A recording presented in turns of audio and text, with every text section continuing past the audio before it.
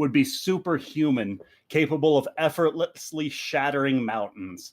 His magical abilities limitless, able to manipulate the elements, heal the wounded, and protect his people. Empire would command the respect and reverence of all who knew him. His word would be made law, and his decrees would be carried out without hesitation. He'd be seen as a living embodiment of the divine, a direct link to the gods themselves. He sits there atop his throne of polished marble. And no more than a dozen paces from his side at all times is a drastically less memorable man, the voice of the Empire, a channeler responsible for interpreting the will bestowed directly from Empire himself, as it's the voice duty to make Empire's will known, as rumor has it that should Empire speak with his own voice, the godlike volume would deafen any within earshot. So before these two revered individuals stands a motley crew of heroes, each with their own unique quirks and abilities, summoned here at the behest of their emperor. Amidst this group of adventurers, their faces etched with anticipation and a hint of trepidation, who's the first figure stepping forward in front of Empire himself? Once inside of this grand throne room. Steps forward.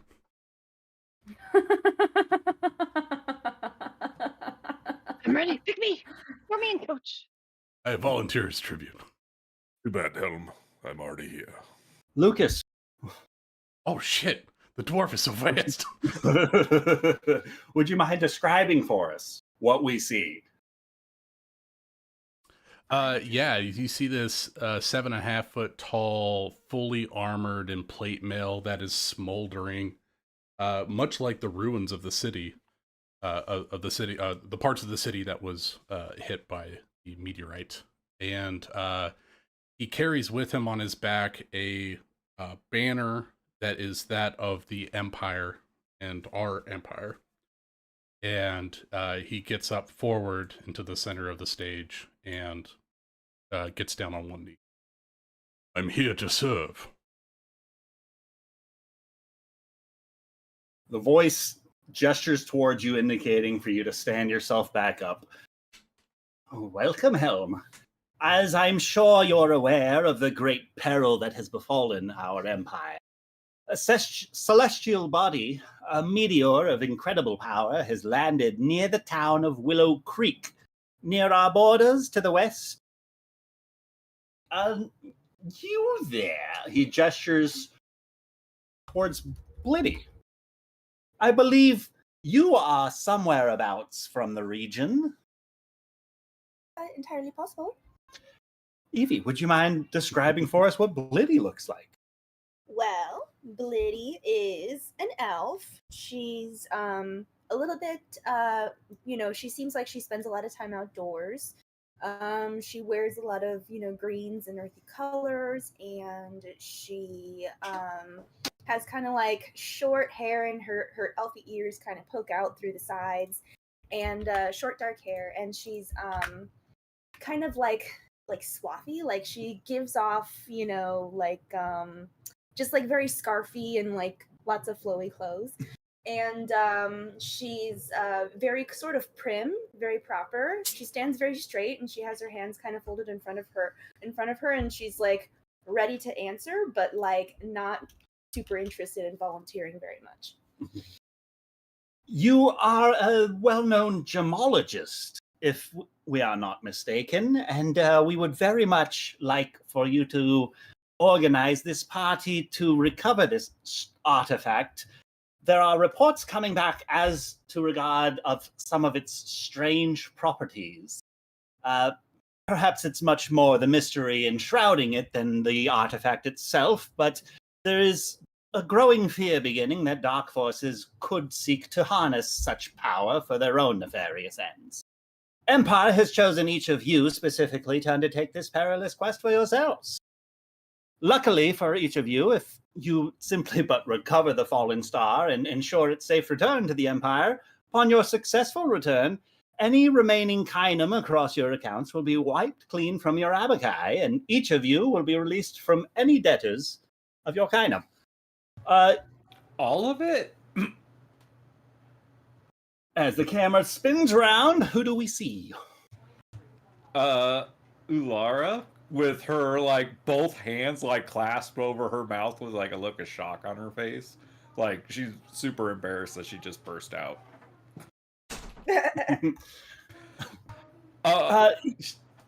She's a very pretty female high elf with gold and white platinum like hair. She is very like everything is pristinely pressed and washed, and her plate armor like shines with like this like it's like white and silver and gold, and she is dressed in the religious regalia of the emperor.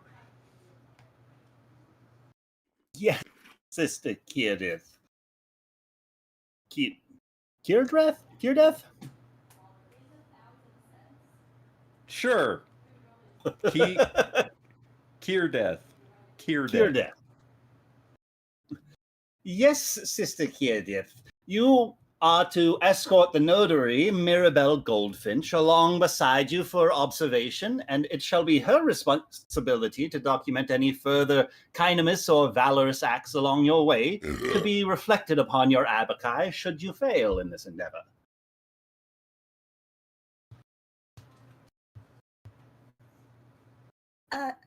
Apologies. Quick question.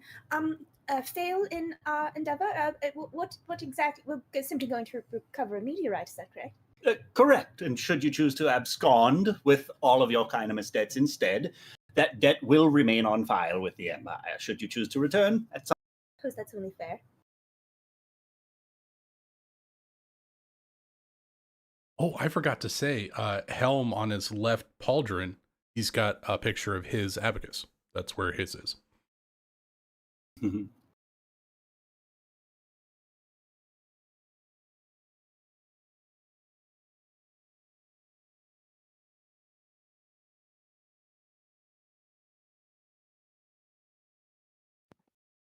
The rest of you, if you wouldn't mind taking 2 paces forward, please.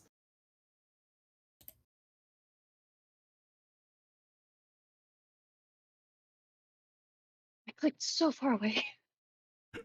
My push to talk is making me jump off the map as well.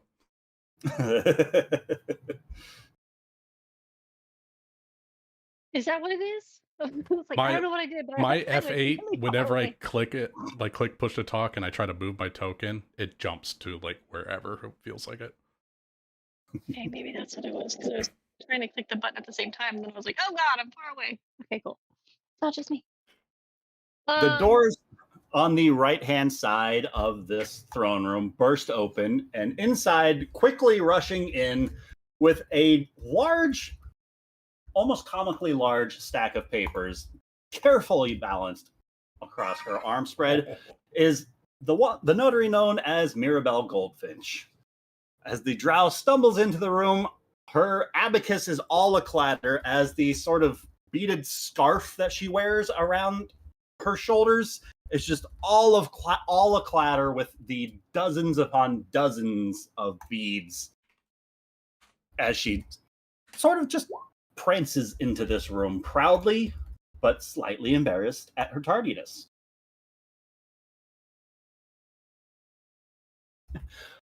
Apologies for the delay, Empire. There were a few last-minute additions to some of your selections, and it seems some of their records were a bit harder to rouse up than others, but we have managed to accomplish this endeavor nonetheless. Apologies, friends. You can call me Mirabelle, and I have the considerable honor of accompanying you on behalf of Empire. As she steps forward, right in front of Grenier. And what is your name? No, of course not. Okay. Yeah, I'm probably in the stack under the G's or the S's. You can call me Grenier. Last name Starkhold.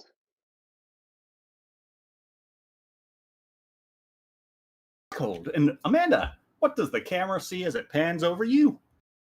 So you see this small individual sitting roughly. Oh God, I forgot to look how tall gnomes are. But a little bitty Not gnome, very. like 3 feet. That's good. Is that accurate? A 3 It is foot now. 3 inch little gnome sitting there. She has hazel eyes with a super intense stare. Disheveled, curly brown hair Good evening, my haphazardly dear. pulled back into an updo of sorts. Good evening. She has several belts holding onto bags of different shapes and sizes. She also has fingerless gloves with ink-stained fingers poking through. Loose-fitting clothes with leather brown boots, which have several straps either holding them together or merely for style. It's hard to tell for sure. And she is quite an image standing next to this golden, shining metal armor over there. When you walked up, she would have given an eyebrow raise of discontent. But you can tell being in here, she's definitely nervous. She's kind of fidgety. She's messing with a lock of her hair. She's twisting it, and then trying to tuck it back to where it belongs in its updo. You see her ruffling through the stack of her papers until what looks to be a file with your name ends up on top. She says, yes, here it is. Granola Stockhold. I had the names flip-flopped. My apologies. Yes, that should be the last one. Yes, so has the Empire already been over the details with all of you? He has mentioned that the Guardians of Steel Guard, and Helm and the like. She's kind of looking between you and the voice of the Empire and back and forth. Not sure if she's giving details that have already been gone over or if she's overstepping. As she looks over towards... more information the merrier. So I'm just gonna kind of shrug and kind of shift from foot to foot uncomfortably. I'll just give a thumbs up behind me. Doing good. She turns towards Draven Steelguard. Says, I believe, judging from your looks and your gear, you have been recruited for your protective capabilities. Is that right? That's correct. And Ben, what does the camera see as it looks to Draven?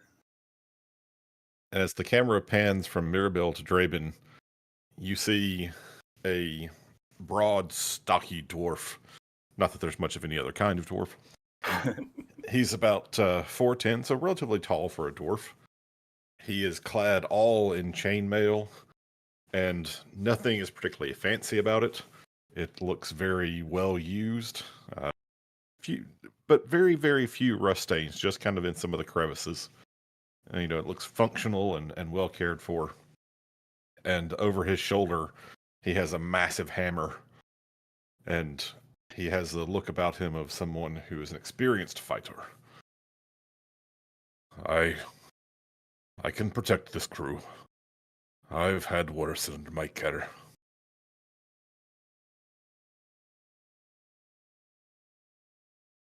I'm sure it's merely just precautionary, but just in case, it's better to be safe than sorry. When things come falling from the sky, yes, it is best to take precautions. Well, I don't know about the rest of you, but I certainly feel like I'll sleep a bit more comfortably with him around. As she continues down the line, makes her way and stops in front of Tidbit. Well, you're interesting. What's your name? Oh, of course. Well, no, we're not going. Oh, don't you know? Oh, yeah, well, a lot of people call me Tidbit. They're my friends, but my real name's a bit too long for that. So just call me Tidbit. I teach plants, animals. I've been known to record the migration of squirrels, but I'm glad I'm no longer lost. I believe you've been roped in for some of your articles or expertise about celestial bodies, I believe. Does that make any sense? It does. Actually, when you really think about it, squirrels are are the ones who look at the stars the most and use that to migrate. Or at least that's what my foundings found. Don't really know for that much, but I'm trying my best. I was supposed to be doing so. I look forward to seeing you succeed. Oh, thank you. Speaking of which, I do believe you should all be quite aware that some of the reports coming back from Willow Creek are a bit questionable at best, and I believe as she steps between Tidbit and Blitty back towards Tolan, I believe you have been selected as some of your own experience with the Wilder Arcane. Oh, yes, my dear. I studied Wildness Arcane for a little while. I more interested in being more so of a remembrancer of this situation to be able to tell of the Emperor's Golden Light and how things progress. I think we're going to have a swell journey. From my You- understanding, it's only a few days' travel to the west. It should be all along the Empire's roads, so we shouldn't be expecting too much trouble.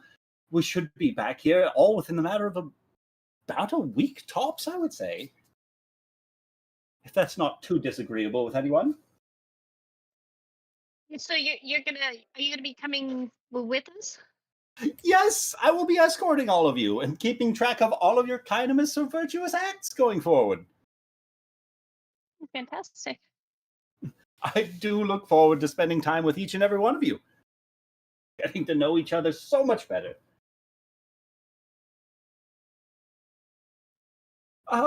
Speaking of which, I do believe, as she steps 5 feet to the right and looks over,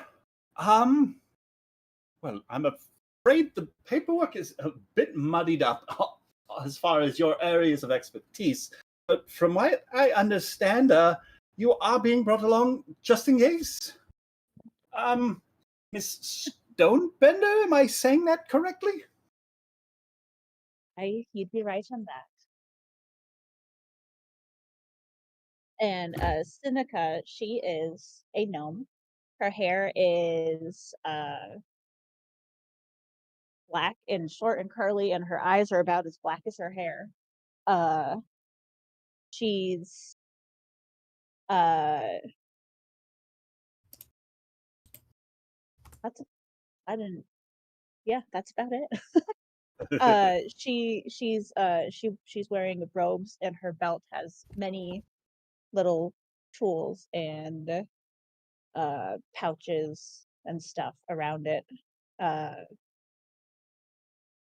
Yeah. This is going to be quite marvelous, I think. It's, of course, a pleasure meeting all of you. And if you had any further questions, I'd be happy to answer them. Otherwise, I think we are all set. The supplies have been gathered. A backpack of everything that you should need will be supplied for you just outside of the hole. Are we traveling by horse, by foot, or carriage? Well, you are welcome to bring whatever traversal means you have available. I would certainly much like to ride upon a carriage if you have one of those. If that's what you're offering. I was anticipating the journey by foot, though. That works for me. Assuming from all of your kindness beads, I would presume that none of you would have the means of affording a quicker means of transportation. Well, Walking when is pressed, I could bring in Apple. He's quite good at perhaps pulling a cart, but someone would need to provide the cart, and it would be something I'd have to cast all day, and I'd love for you all to meet Chudley first. So I suppose it's a bit of a question of which you'd rather have, a Chudley or an Apple.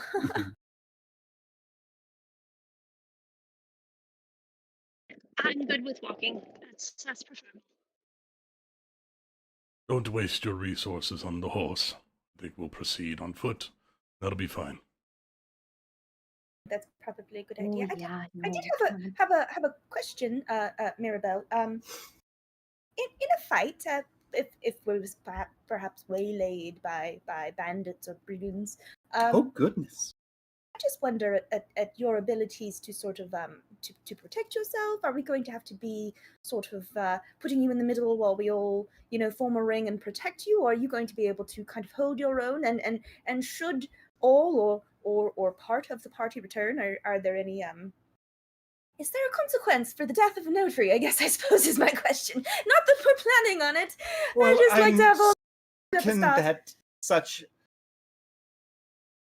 I'm certain that the story behind the demise of a notary is certain to be investigated at the very least, and I would hope that it goes to be made that it is fully understood that in the case of my demise, should you have truly had no influence or been the cause of it, I don't see why that should negatively impact you. However, I do believe that in failing the Emperor's mission, that could have a negative effect on your own beads and your abacus.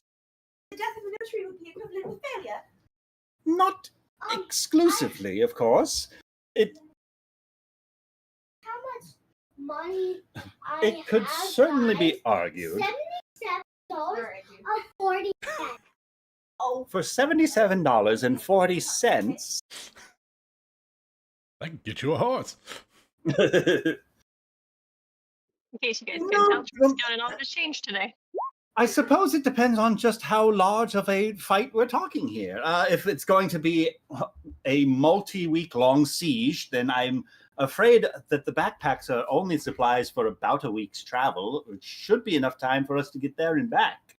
Any sort of unforeseen stalling or extension of this event, I suppose, is possible, and certain funds have been allocated should such extenuating circumstances come about, but should we come across any bandits or the like, I do hope that the 8 of you are more than capable of defending my little self, but should it come down to it, I do have a cantrip or two up my sleeve that I could fling about. yes. Thank you so much. I'm very relieved to hear that you will not be going in, unarmed, so to speak. So, thank you for clarifying. And just let's all be safe. Let's all come back in one piece. Does that sound lovely? That is our You wish to job. return in one piece. Be sure that you prepare yourselves for a fight. Those who are prepared for a fight are better able to survive it. I think it's good to be prepared for a fight, but can I apologize if I missed something. It's all grand and everything in here. It's very distracting. Did I miss a part on what exactly was that we needed to accomplish to ensure that we take care of our debts? Retrieve the meteorite and bring it back, and bring back Mirabelle safe, otherwise it's an additional black mark on our abacus. You just Sorry, really I weren't got paying very attention, distracted. were you?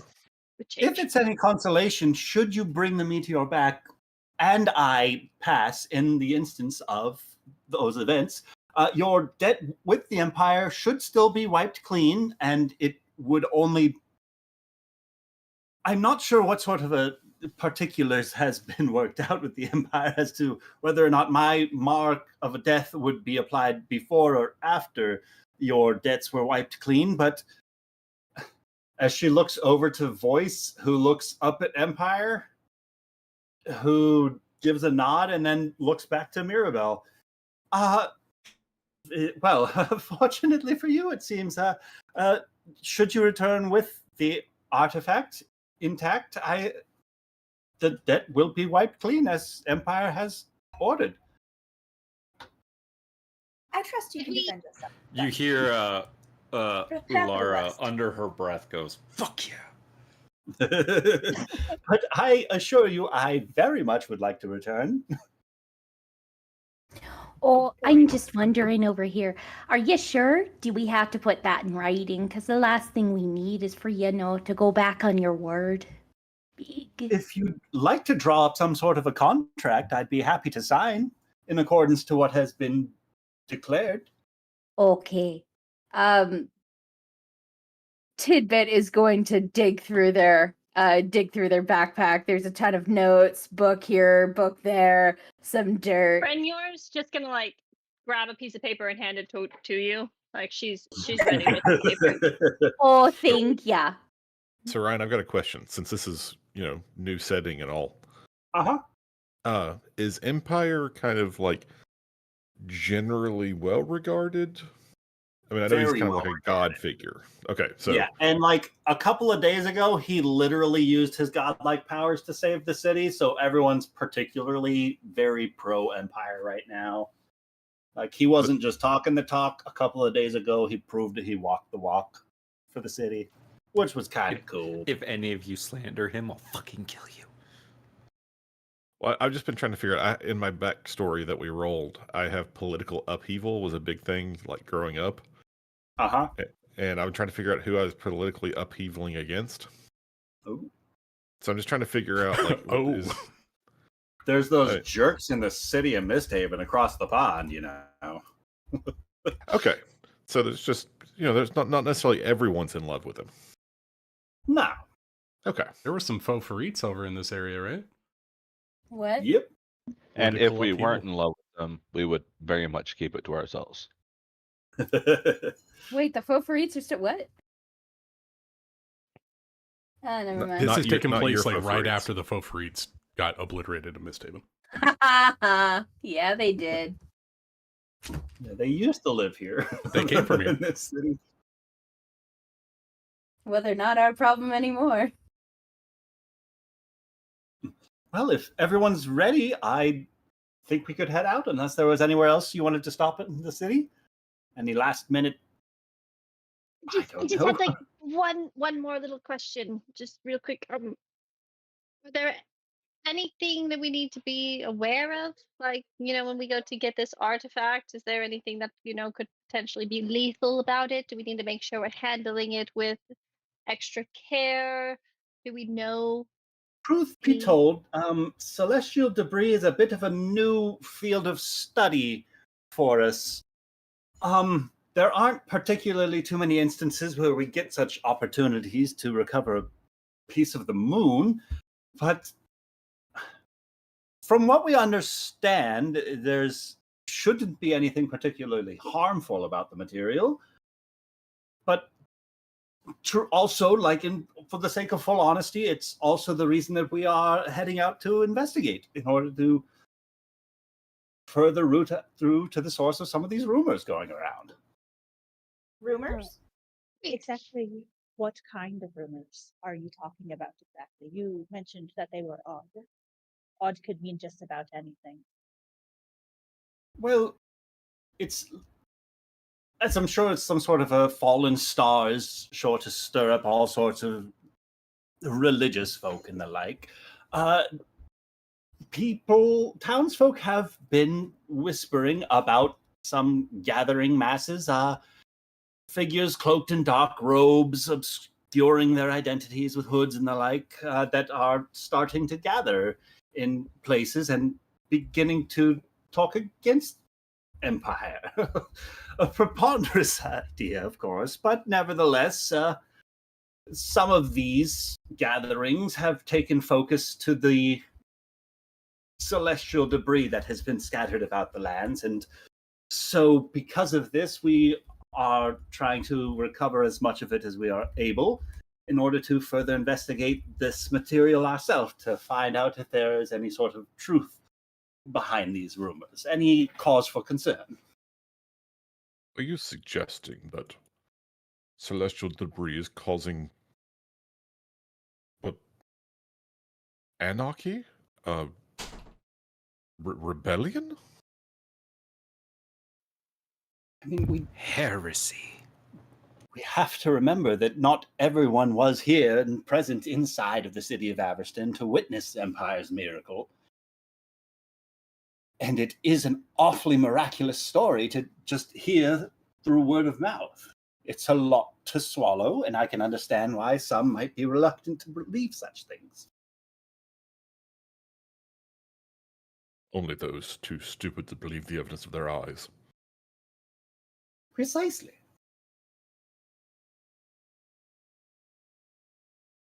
Nevertheless, I don't wish to get everyone all worked up before we leave the safety of the city's walls, but I just thought that everyone should be informed, at the very least, of what we might be making our way into. It's ultimately probably nothing, just a couple of space rocks, but like I said earlier, better to be prepared. That is very wise of you, Mirabelle, and I appreciate your knowledge and your guidance as we go to get these space rocks.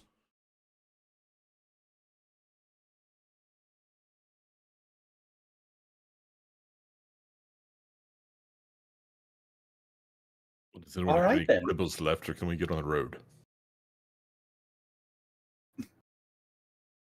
As the sun bathes the sprawling city of Averstan in a golden glow, casting long shadows across the cobbled streets as the party steps out, a cacophony of sounds fills the air, the clanging of smiths' hammers and the shouts of merchants, the distant rumble of chariot wheels. Their journey has begun, and a long, winding dirt road stretches out beyond the city's walls towards the horizon, disappearing into a bit of a haze of dust.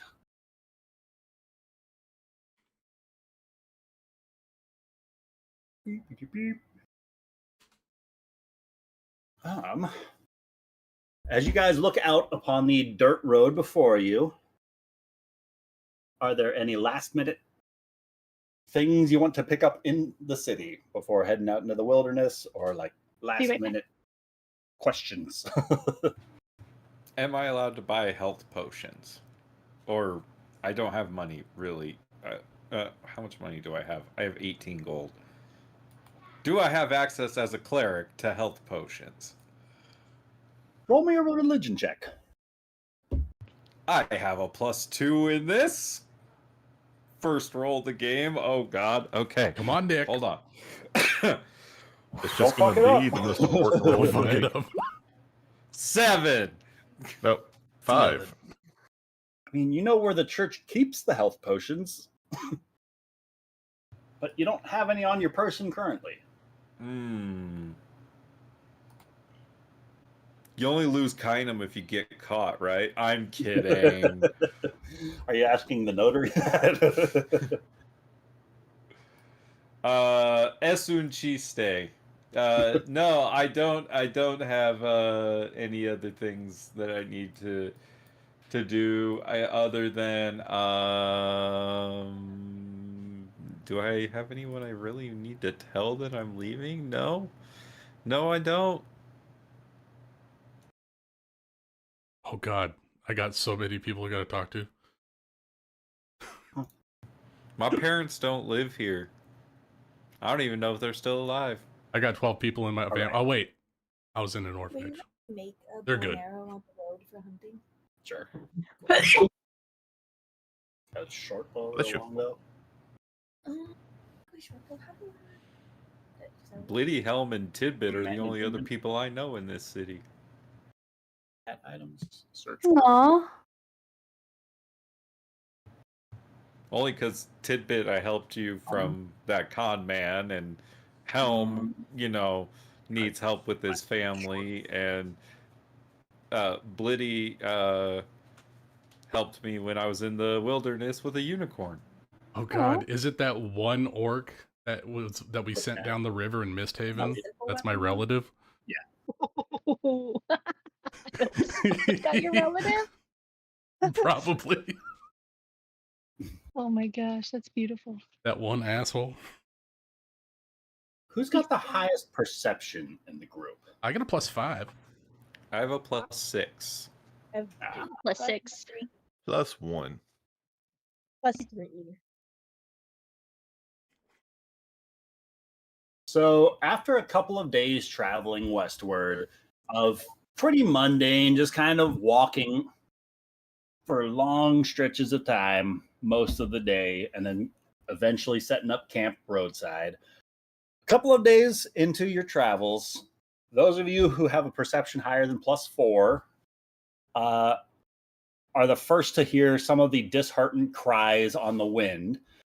And along with the cries and howls of the wind, you guys find yourselves coming across what looks to be sort of like a T intersection up ahead, with the road stretching out before you to the left to the town of Willow Creek, and about 15 feet to 20 feet up the path to the right looks to be an overturned wagon.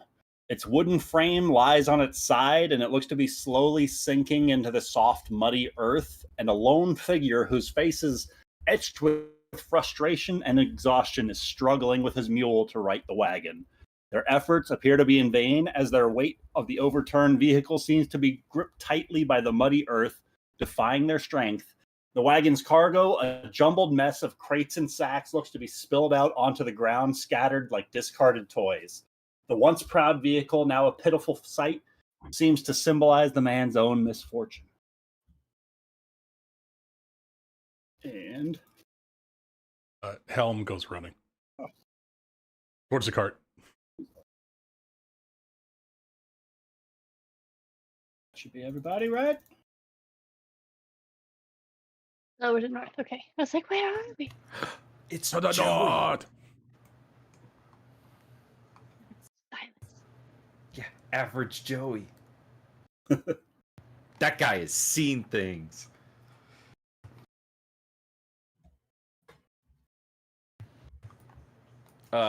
Ulara is going to race Helm, and she's gonna be shouting at him. I'll be damned if I let you do that good deed first! Oh, I'll always love a good contest, Laura. While they are running Alright, towards so- the guy on the wagon, can I do a check to look like other directions to see if this is some sort of woe is me, I need help in an ambush type scenario? Yeah, I want to help with that if you need it. I don't think you Can do, Tidbit but I'm like, also help with perception that? check? Is Give me this- perception checks, the three of you. The two of you sprinting towards the wagon, give me athletics checks. Yes. Can I do a backflip? I need to figure out how to do this. 14 for Helm.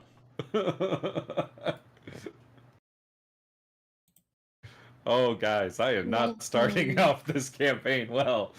If you trip and fall in the mud.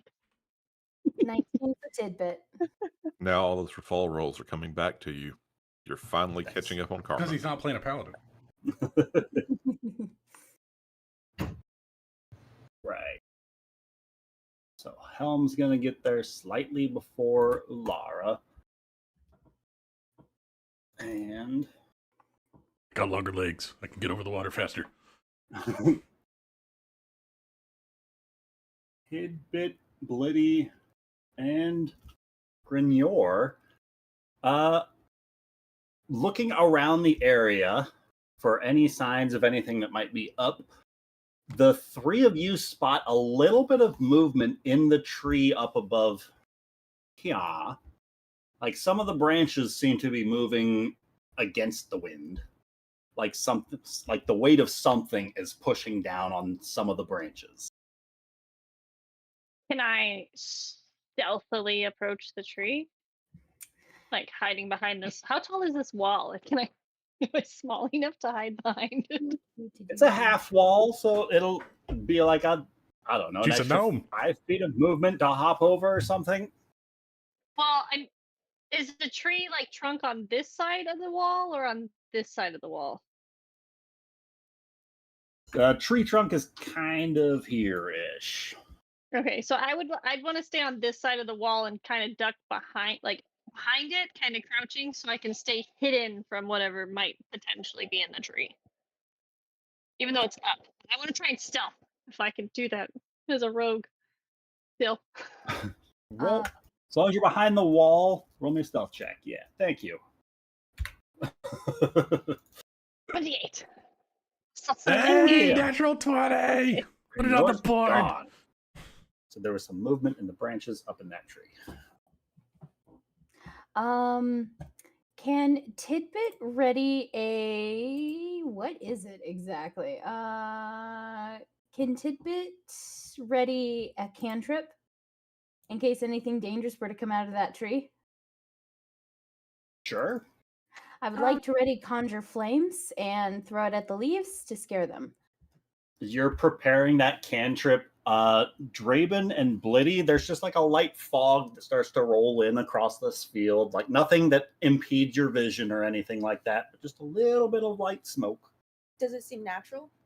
Roll me a nature check.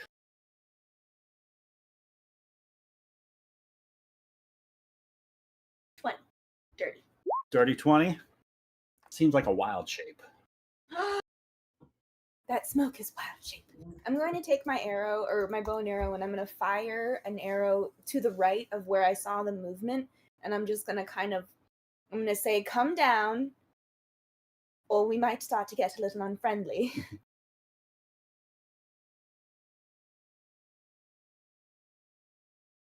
Blitty, roll me a either persuasion or intimidation check. And what's everyone else doing? When I did that stealth, would it be okay if I made if I moved my movement closer? Yeah. I didn't. Okay. With an 11, did I suspect this fog was unnatural? It seems like just some distant smoke might have wafted this way on the wind. Nothing seems off about it to you. Well, I did speak too. I said, that smoke is a wild shape, so you all know. Those nearby know. Oh. Some of the people took off. Oh, sorry. That's a good point. All right. And I guess we'll have everybody roll initiative to find out like how everybody's like, because this is effectively like the surprise round in this edition, from what I understand, works as just going through, and baddies have disadvantage on their initiative.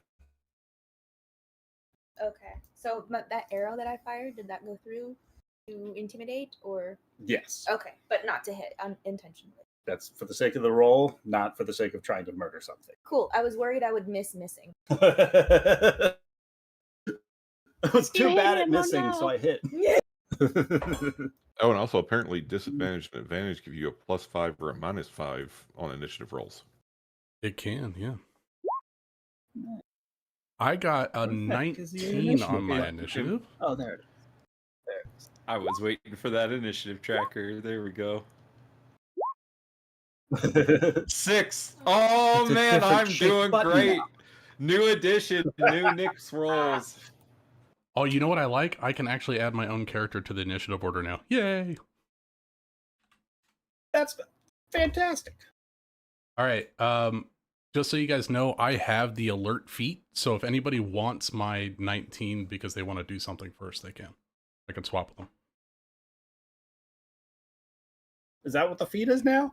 Yeah. So I get proficiency bonus in initiative, and with a willing ally, I can swap my initiative with them. Cool. You can just hand off your good rolls. That's so nice. So if anyone wants a 19, If not, All I'm right, going to so go we do have- hero stuff. Seneca, Grignor, Lara, Helm, Tolan, Draven, Blitty. I rolled a 9. It's in there. Did you add yourself to the initiative tracker? Oh no, I did not. Right click on your token. You did. Okay. And add turn. And then make that You know, 0. because Two. Blitty started it off, I'm going to give Blitty the 19. I'll take your 9. Oh, that's nice. All right. Is everybody on the initiative tracker? Yeah, let's see. 1, 2, 3, 4, 5, 6, 7. I think so. Who we missing?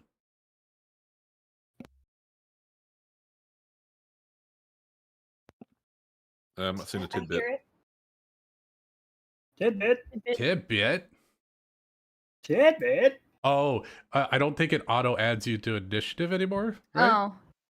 Right click your No, 'cause token, I gotta- add to turn. It does auto add okay. you. She Wait, rolled right it before click. Ryan put up his Ah. I thought I did. Dang it. Well, I got a 17. I'm Oh, on Minute Lord. Wisconsin Walkie Lake Effect Snow Tide Bit Ditterson.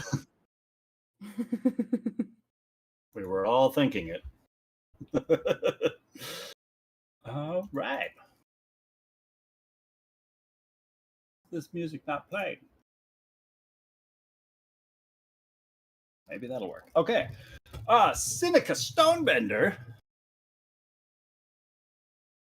The initiative is yours. Okay, so there's movement in the trees, but we don't quite see anybody. Is that correct? Movement in the trees, and Bloody has warned that the smoke is a wild shape.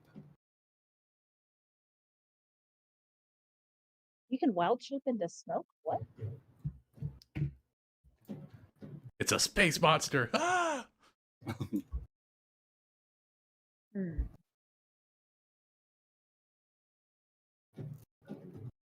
Okay, she is going to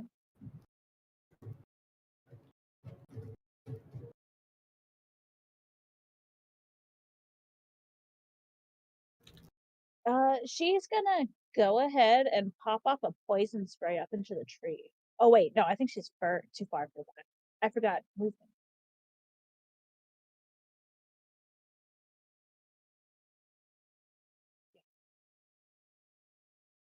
She's gonna move. Oh, that's not great. She's gonna move in between Liddy and Grindy. Good enough. And she's gonna pop off a poison spray up into the tree. All right. 20? 20's gonna hit. You know, in hopes that it'll make whoever's up there come out. Congratulations, Summer, first blood. I know. Watch the squirrel. Fresh. Come on. And that will be it.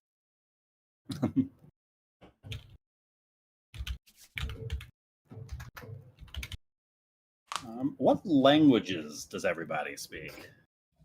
That's an interesting question. I Like speak gnomish, halfling, and thieves can't. common, Common. druidic, goblin, halfling. Common, Dwarvish, Draconic. Common, Dwarvish, and Elvish. What you got, Nick? Elvish, Dwarvish, and Gnomish. That was I put Tidbit it who in the said she chat. speaks I've Goblin? got common, Yes, I Draconic, speak Elvish. goblin. Tidbit, amongst all the whispered frenzy that you can hear as this spell just splashes into the leaves of the tree, as this cloud of poisonous gas sprays into the leaves, you hear all sorts of curses and swears and goblin going off from the tree as several figures look to like jump and fall out from the tree limbs, and they all just begin to plop down. Boom, boom, boom.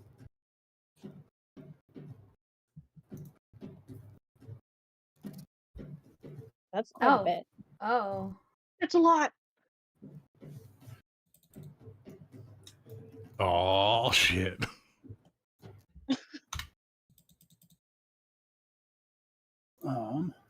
And Seneca, it looks as though the Goliath, whose face is kind of garbed in scattered bits of like shadowy robe, cloth, leather armor, and the goblin nearest him are coughing off the effects of that poison spray. Because that's two creatures within 5 feet, right? Uh, Or is that acid? Acid splash is 2 within 5 for a deck save. yeah, this is just one. Okay.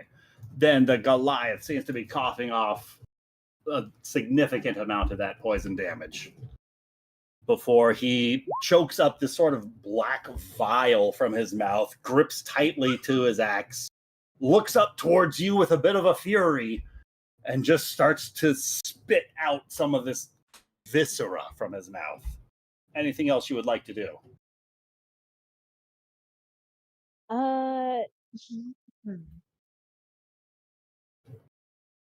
No, that's it for her.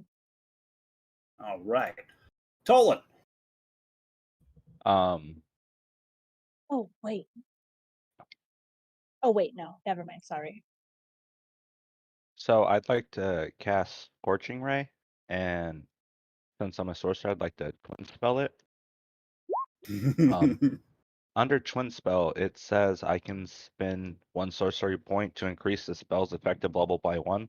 Does that mean I get more damage on it? No, I think it you gives can. you another bolt with Scorching Ray. Yeah. But you can't upcast it to third Oh, I level. see what it's saying. I'm sorry. Oh yeah. Let's see. Do I need to roll to hit with both of them then? For each Scorching Ray. Yeah. Yeah. And who are you targeting? We're gonna target both the Goliaths. All right. I'm just gonna roll that with advantage. So a 15 and a 23. 23 are going to be 2 hits. Damage for the left.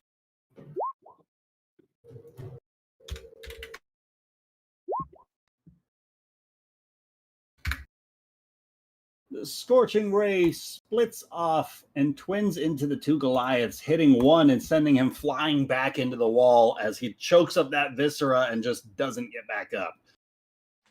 Ooh. 1 down. And that's my turn.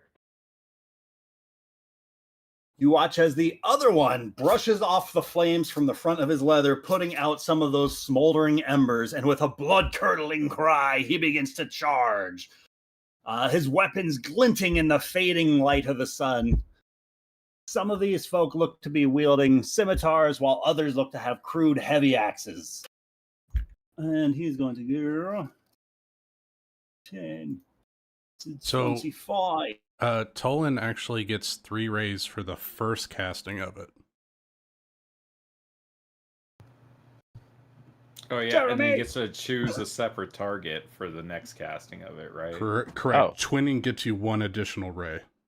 So 7 rays? Wait, I shoot 7 rays?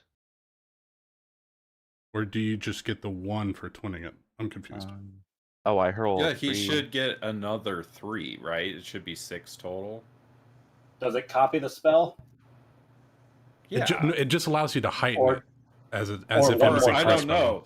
Let me Yeah. look. I haven't read the new one. I am saying old rules, maybe. That's why I'm asking the guy who's playing the class. Okay, right here, I got it pulled up. Twin spell. When I'm you sorry. cast a spell such as Charm Person that can be cast at a higher level to target an additional creature, you can spend 1 point to increase the spell level by 1. So Scorching Ray, he would get an additional ray for 1 sorcery point. Because 1 higher Oh, level so is it's 1 less additional ray. broken.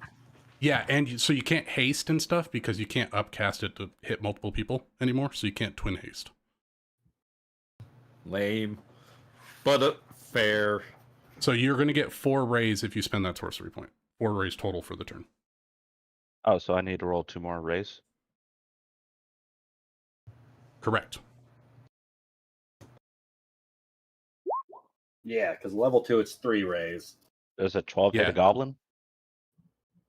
It sure should. No, a 12 does not hit a goblin. He's too Got it. small, too nimble, and too quick. How about an 18? Which goblin? Let's do the left one. All right. How much damage? 6. Nice. 6 damage. He starts wildly flailing at the flames that impact him mid-chest. Anything else you would like to do? No, that's it. Thank you, guys. Right. Sure. New rules. The Goliaths are charging forward.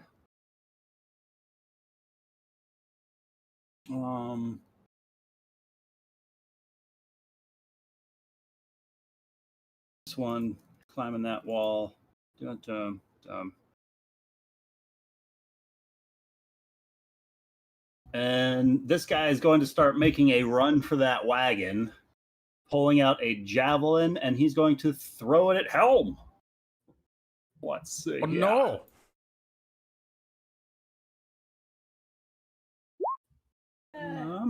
Ooh, that's not going to hit Helm. No. Nope. And come on. Where's monsters?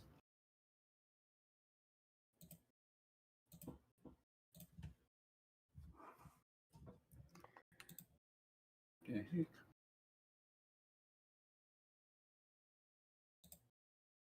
Oh, that's cool. The encounter builder just lost my encounter. So give me a second. Oh no! So create new. Let's see. Don't worry, it's only been in beta for 3 years. Working as intended. It's a feature, not a bug.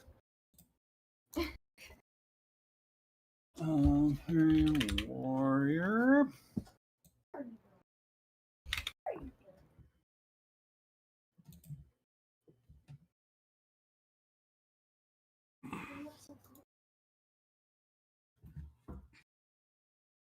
Damn it. Nope. All right. There he is. Stat block. Yeah, that is definitely a miss. And only the one attack. But he is going to let out a ferocious war cry. And the other one is going to take a slice up at Stonebender for that spell, for the poison. And this guy is going to swing a 12 to hit. That misses. And that's going to miss as well, just crashing off the top of the wall. And that is going to be Blitty.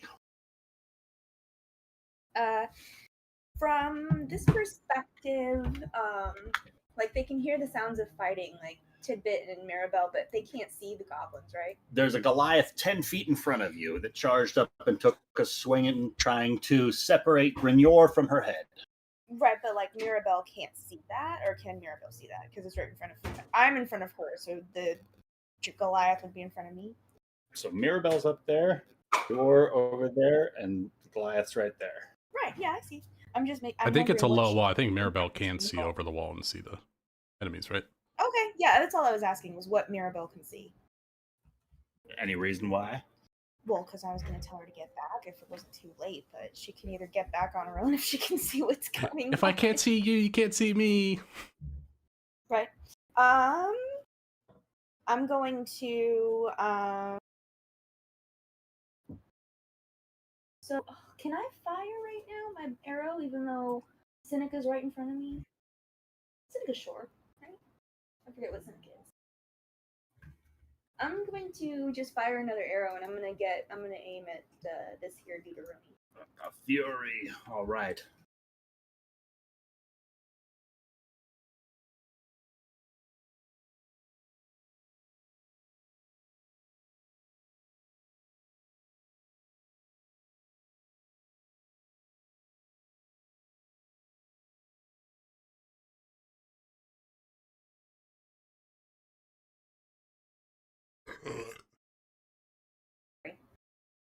There. You will be. It's a 19. Definitely hits.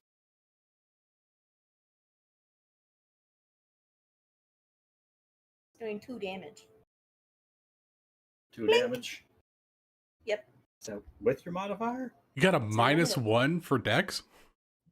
Yep. Oh, you should be throwing stuff. Okay. I'll do that next turn. I have a little hammer. What's your strength? My strength is a 13. Okay, yeah, if you do javelins, daggers, hand axes, you can use your strength for modifier instead of Dex. So you'll get a little bit more damage into hit. Well, as a gemologist, I keep light hammers. Is that There okay? you light hammers, Is that they okay? count. Throw them bitches. Fantastic. I'll make sure I have 4 of them. All right, and Any movement or bonus action you'd like to do? I'm going to kind of step next to the wall as close as I can, or am I on it now? I'm going to try and use the wall as like a shield, and I'm going to kind of crouch behind it, and I know I already used my action, but I'm going to use it to turning point. All right. And that's my turn. Tidbit.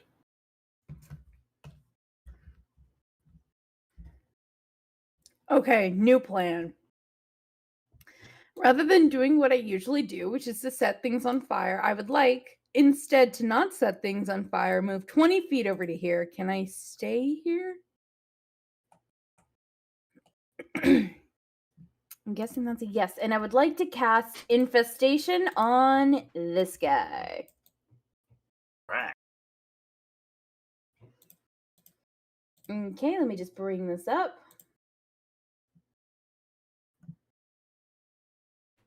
Need a Constitution save? Yes, I do. Needs to be to 14. Oh, that's a natural 1. Is not gonna do it. It's gonna be one of those Yeah. campaigns, guys. And I think that's a 2. Oh, shit. I just closed it. Hold on. 2 poison. And he also moves like a point in a random direction. Which way? Hold on. Infestation. You can do a D8 if it's random. Yeah, D8. Can move its speed at least 5 feet. Roll a D4 for that direction. 1 is north, 2 is south, 3 is east, 4 is west. That is east. So never eat. There we go. All right, I did something. Do this like every time. As this swarm of insects just begins flurrying about this fury, and he's flailing his arms wildly, trying to smack at these pests. He stumbles backwards from Grignor. Anything else you'd like to do, Tidbit? That's it. That's all I got. Right. The smoke continues to drift a little bit further along to the west, the left side of the map. And that smoke begins to linger a little bit, kind of over here-ish. It's noticeably stopped flowing with the breeze. Draven. Okay. So, why would stop doing that? I mean, whatever. No, you whatever. Sorry, I'm trying to figure out how to like scroll the map because it's not letting me like Yeah. grab Oh the map. yeah, I can't Shift see in your that mouse now. wheel. It'll scroll it left and right. Left. I hold left Oh, or right that's click. Okay. annoying. Or if you click on your mouse circle wheel thing, you can click and drag wherever you need. Is The that mouse the wheel. space somewhere I I can was stand, thinking- or are either of these spaces somewhere I can stand?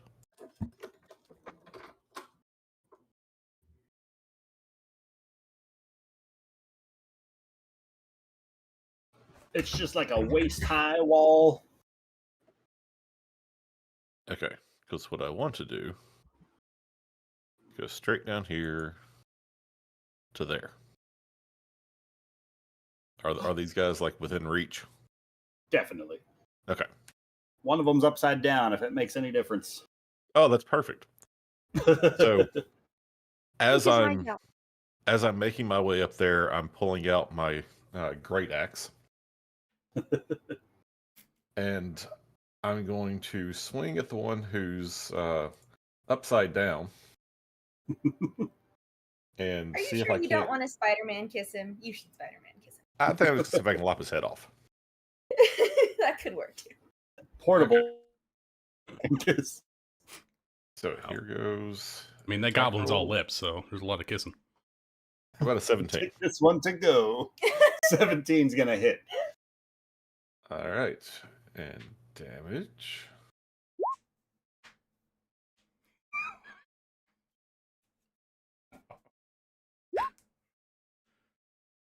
go. Nice. Pinata that goblin open. Pinata. Nice. Excellent.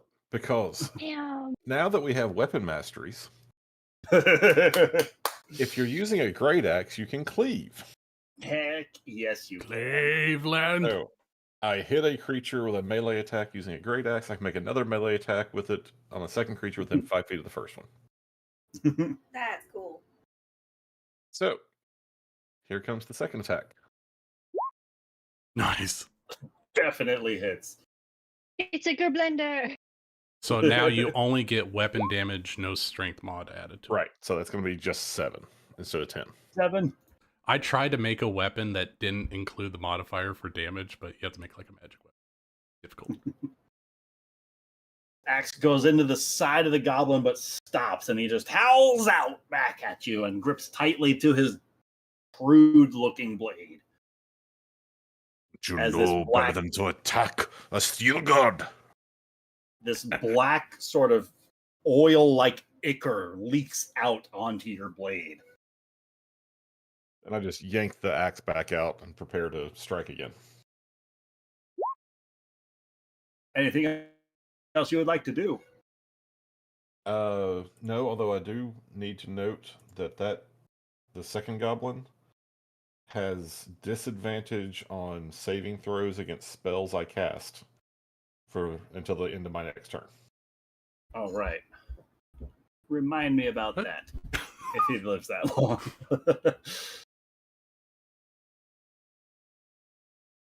That's it. All right. The goblins look to start rearing up, patting themselves off, standing themselves back up, and they are lunging forward over this wall. This one's going to clamber up towards its closest enemy, Ulara. And he's going to take a short sword slice up at you, but I don't think a 9 is going to hit.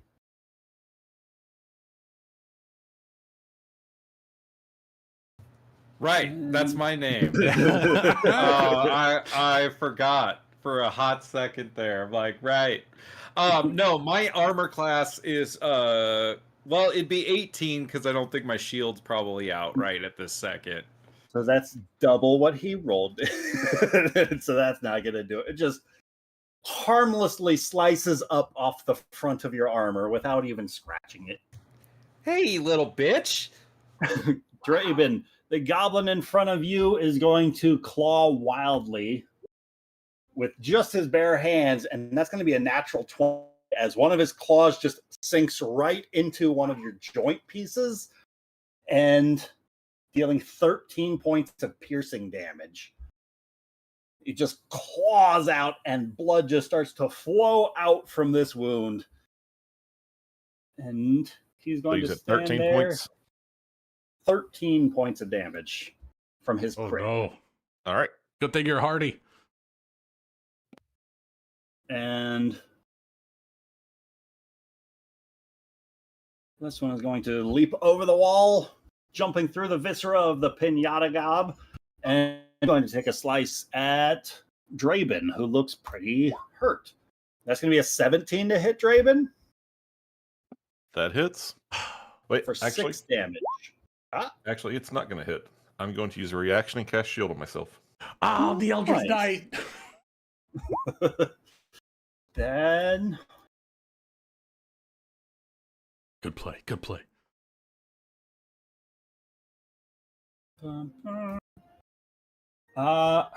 Helm, Uh-huh. let's see. Nope. Does a 19 hit? A 19 does hit me. How about a 17? Misses. AC 18. 17 misses. Helm, a small little barrage of arrows comes hailing down on you from a short distance away, and you start to hear the anxious, infuriated cackling, followed by the sound of more goblins up road starting to reload. And How much damage did I take from that 19? from the 19, we'll take 5 points of piercing damage. Ow. The only shot that made it through. And then they they're going to stay put. No, they're going to get a little bit closer to there. With that, Helm is up. All right, Helm's gonna call out. All right, kiddies. There's 4 more goblins coming up the river down on the east side. Be ready. And he's gonna activate. He's gonna channel Empire's divinity, and he's gonna go peerless athlete. So for the next hour, I have advantage on strength and dexterity checks, and I can jump further because it's cool. So he's gonna leap off the fucking map again. I'm gonna leap in melee with this wonderful gentleman with the axe. While he's leaping, he pulls out his great sword, and he's gonna try to come down on him. The goblin gets an opportunity attack if it wants to take it. Sure, it'll try. The 7's not gonna do it though. Nope. All right, so we're gonna come down with the great axe, see if I can hit this guy. New character who does 16 to hit? 16 hits. All right, so I get 2d6 plus 4. Ooh, almost max. 13 points of slashing damage. Takes the blade into his side. He howls out in pain as this black ichor just leaks out from that open wound. All right, that's it for me. Your Okay, I've been reading things. I'm trying to figure out how to do things. So Granuar's gonna like poke her head up from this wall and stare at this lovely gentleman right here.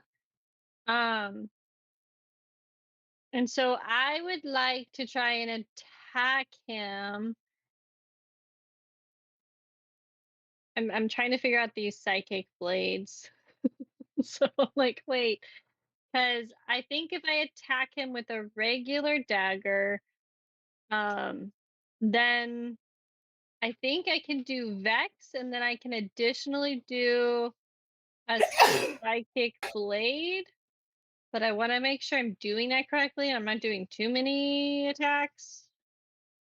So I'm keep trying to see, like, because none of them say like bonus action.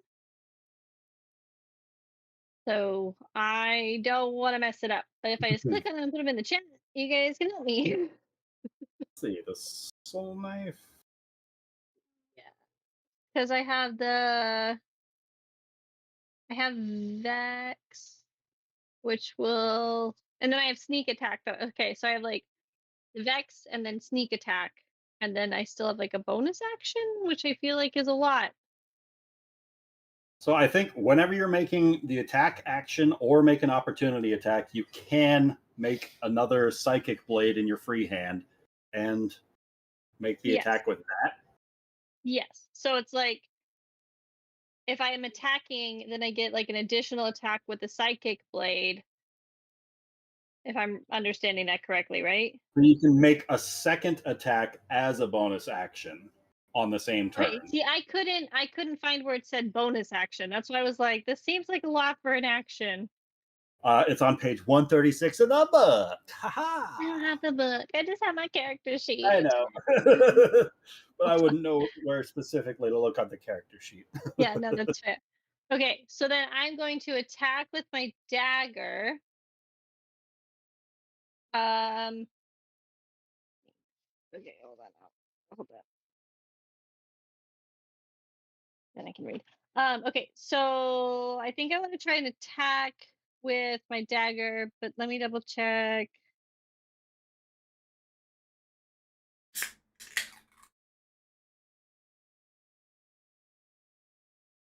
Okay, so yeah, I'm going to come and jump over this wall. Like I kind of want to like pop up and almost look like a little rabid creature, just like using all fours to like crawl over this wall and just like jump at him. And then I would like to try and stab him.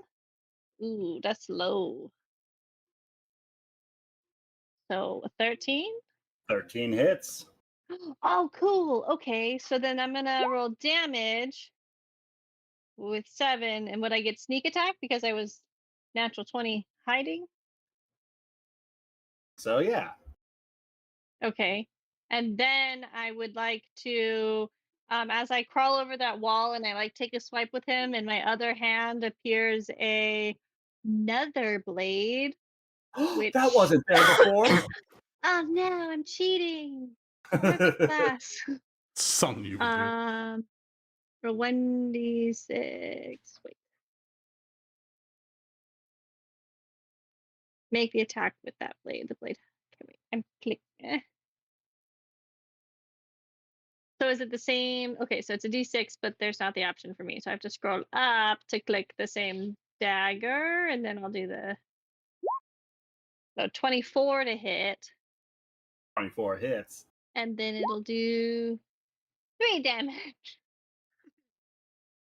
Oh, I'm jeez. so murderous. I do so much damage.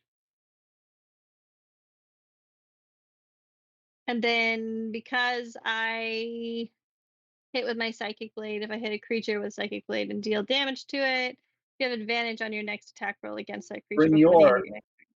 As you stab him with this dagger, flip over the wall and stab him with this psychic dagger.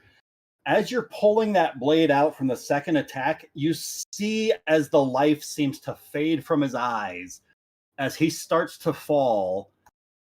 Whoa. But his axe swings up almost inhumanly up towards you as he's going to take one relentless attack at you. A death throw. Death throw. A 12 to hit? That misses.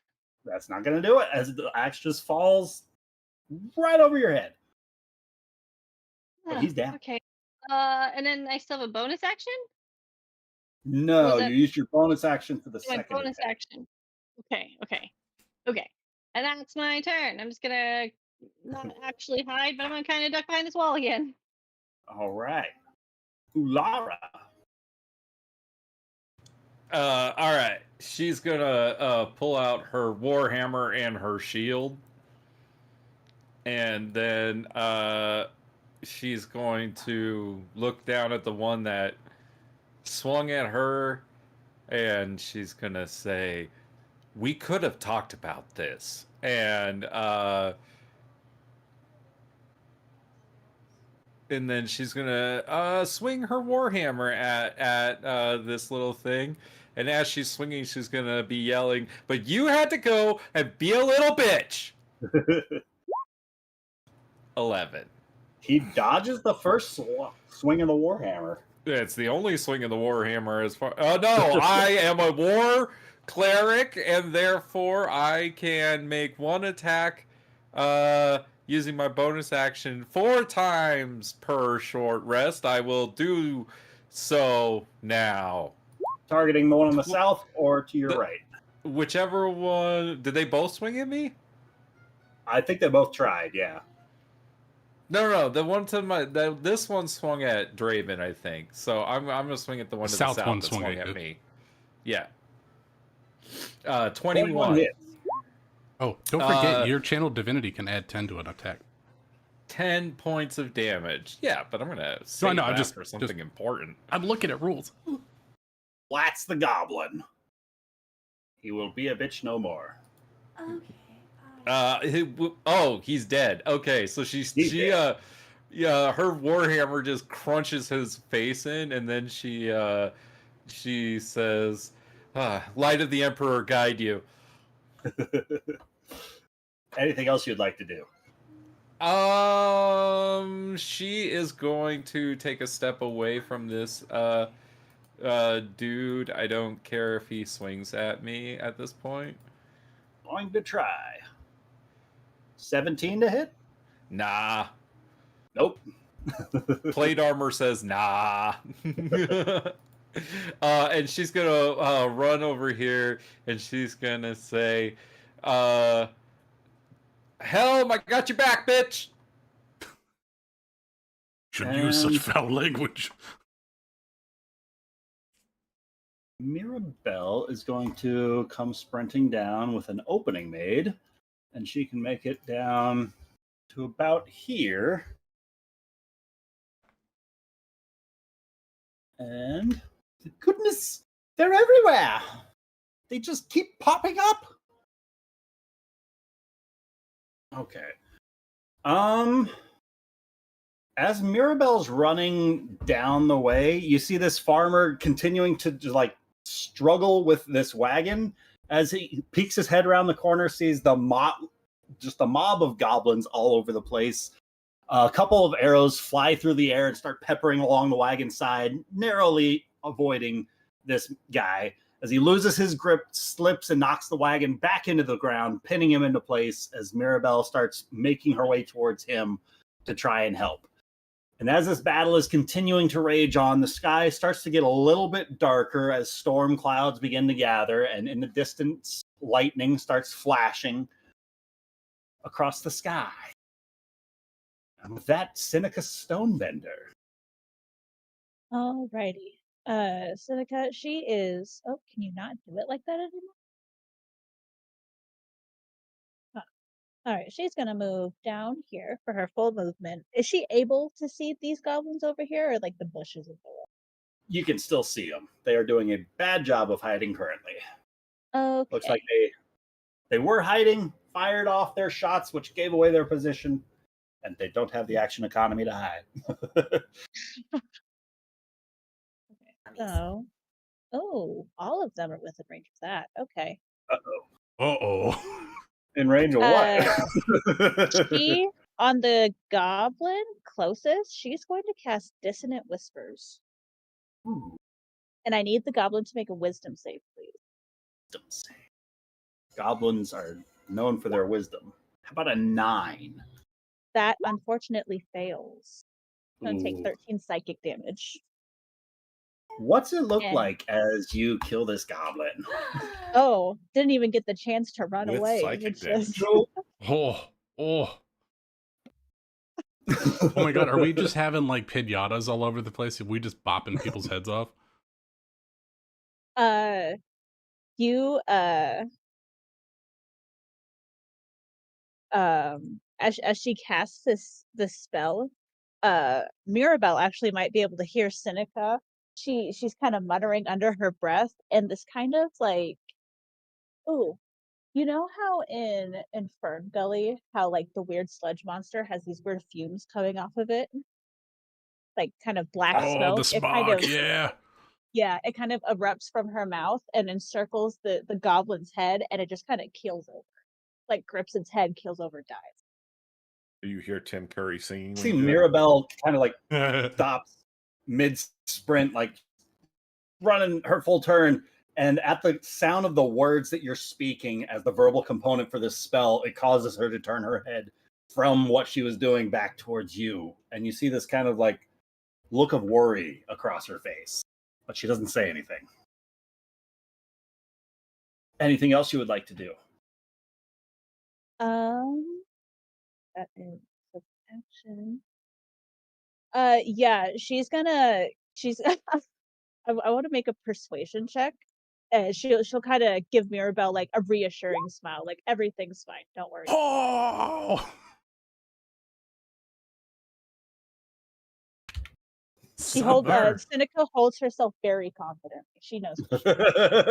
You see Mirabelle just with a giddy chuckle seems to shrug it off at the moment, and her attention is back on this farmer. All right, that's Seneca. Tolan.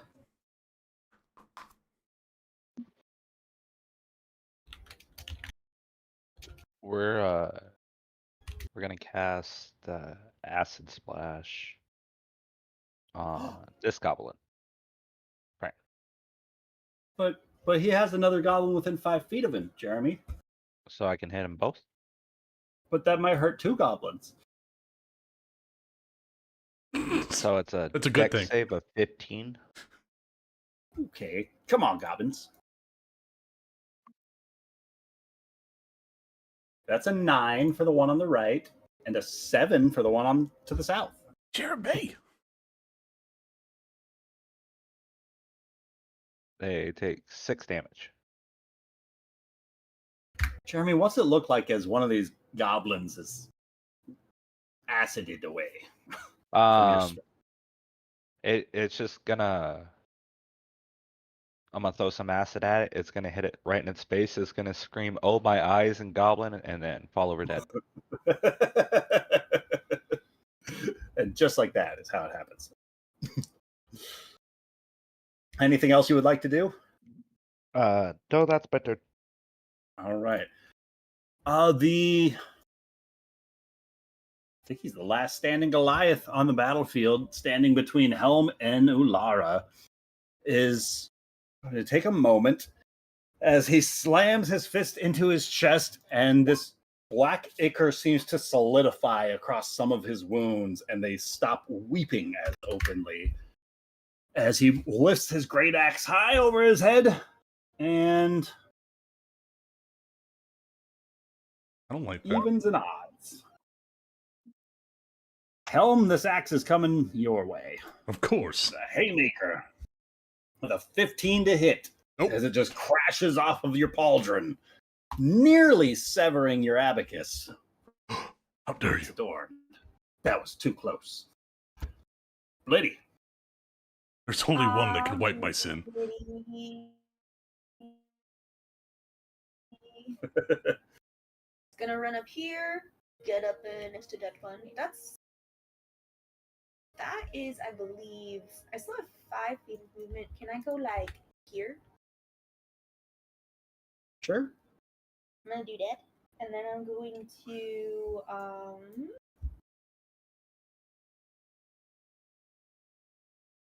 turn and swing back at the goblin right there.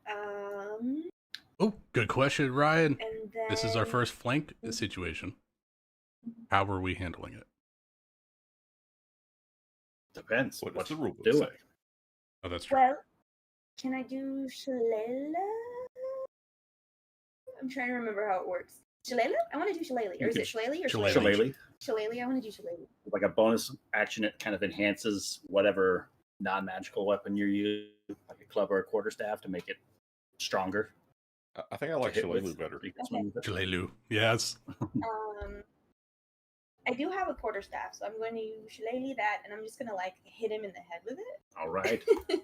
So you don't get advantage for flanking, but feel free to make the swing. Okay. Oh, a 12? 12 is going to swing, and the goblin just narrowly ducks underneath the swing as it smashes into the wall beside him. Okay, and that's my movement and my turn. I'm done. Tidbit. And I believe the Shillelagh stays active on the stick for as long as I think the it's a spell lasts. concentration spell, yeah. Oh, the Shillelagh.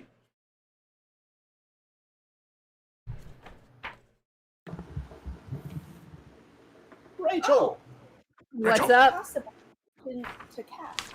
I thought it To was cast the spell, yes, and then the action to swing. And then to swing. Yeah. It's your It's turn, Rachel. Tidbit's Tidbit is turn. up. All right, so Tidbit is going to move 35 feet, which I think is right here.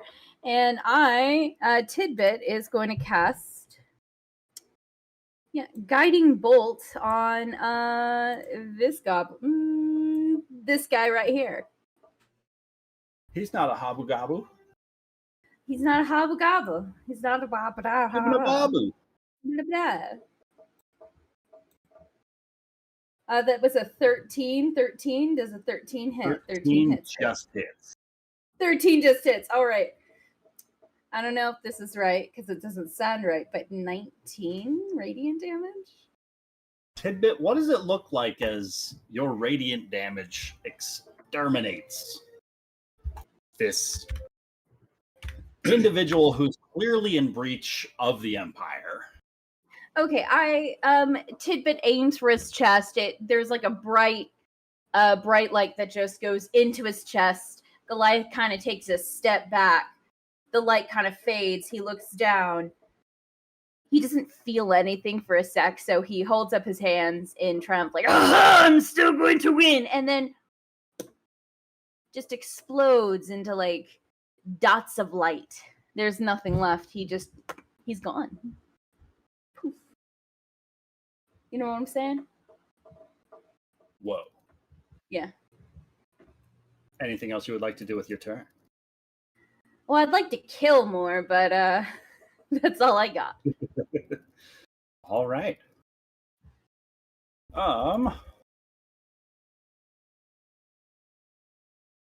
The smoke begins to swirl and almost condense a little bit on the northernmost fields. And as it does so, 3 figures seem to emerge from the smoke. And the smoke itself starts to waft and dissipate away. Oh And no! they move Oh, so they're friendly. the friendliest, probably. Yeah, they're totally Don't look friendly. Very friendly. Hey, Ryan, quick question. Oh, that's a As friendly these face. friendly That's a very looking friendly face. individuals can begin to approach, and with each step that they make, it seems as though the shadows seem to grow a little bit around them as the lightning continues to flash, illuminating scenes of these brief, terrifying bursts of violent combat as these cultists continue fighting with this savage intensity, their eyes burning with a dark, unnatural fire. As these smoke binders are going to, I think they're going to focus on What did he say? their 3 closest targets. So a toxic silence. flame is being launched at Tolan, at Tidbit, and at Seneca. One from Okay. each of these casters. Well, can they not? Yeah, right. I'm just thinking about that. Can they not? I will take it under consideration. Tolan, Okay. an 18 to hit with the first toxic flame.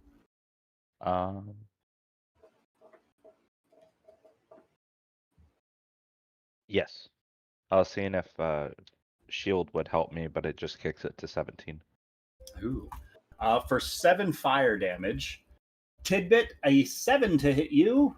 And Let me check. No. Seneca, a 14 to hit you. That misses. All right. So only 1 flame hits. And Tolan, as this bolt of flame makes impact with your chest, the fire quickly fades into this almost blackish color. And these shadows seem to curl around you, and you find yourself unable to speak as these flames burn on you. Uh-oh. Raven. Okay. Well, I've still got this goblin guy here in front of me. So I'm going to see if I can't finish him off. All right. So it's going to be Great Axe to the face. How about a 22? Oh, yeah.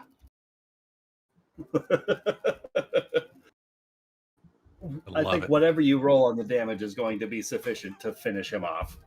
Excellent. Draven, what's it look like as you cleave through this goblin?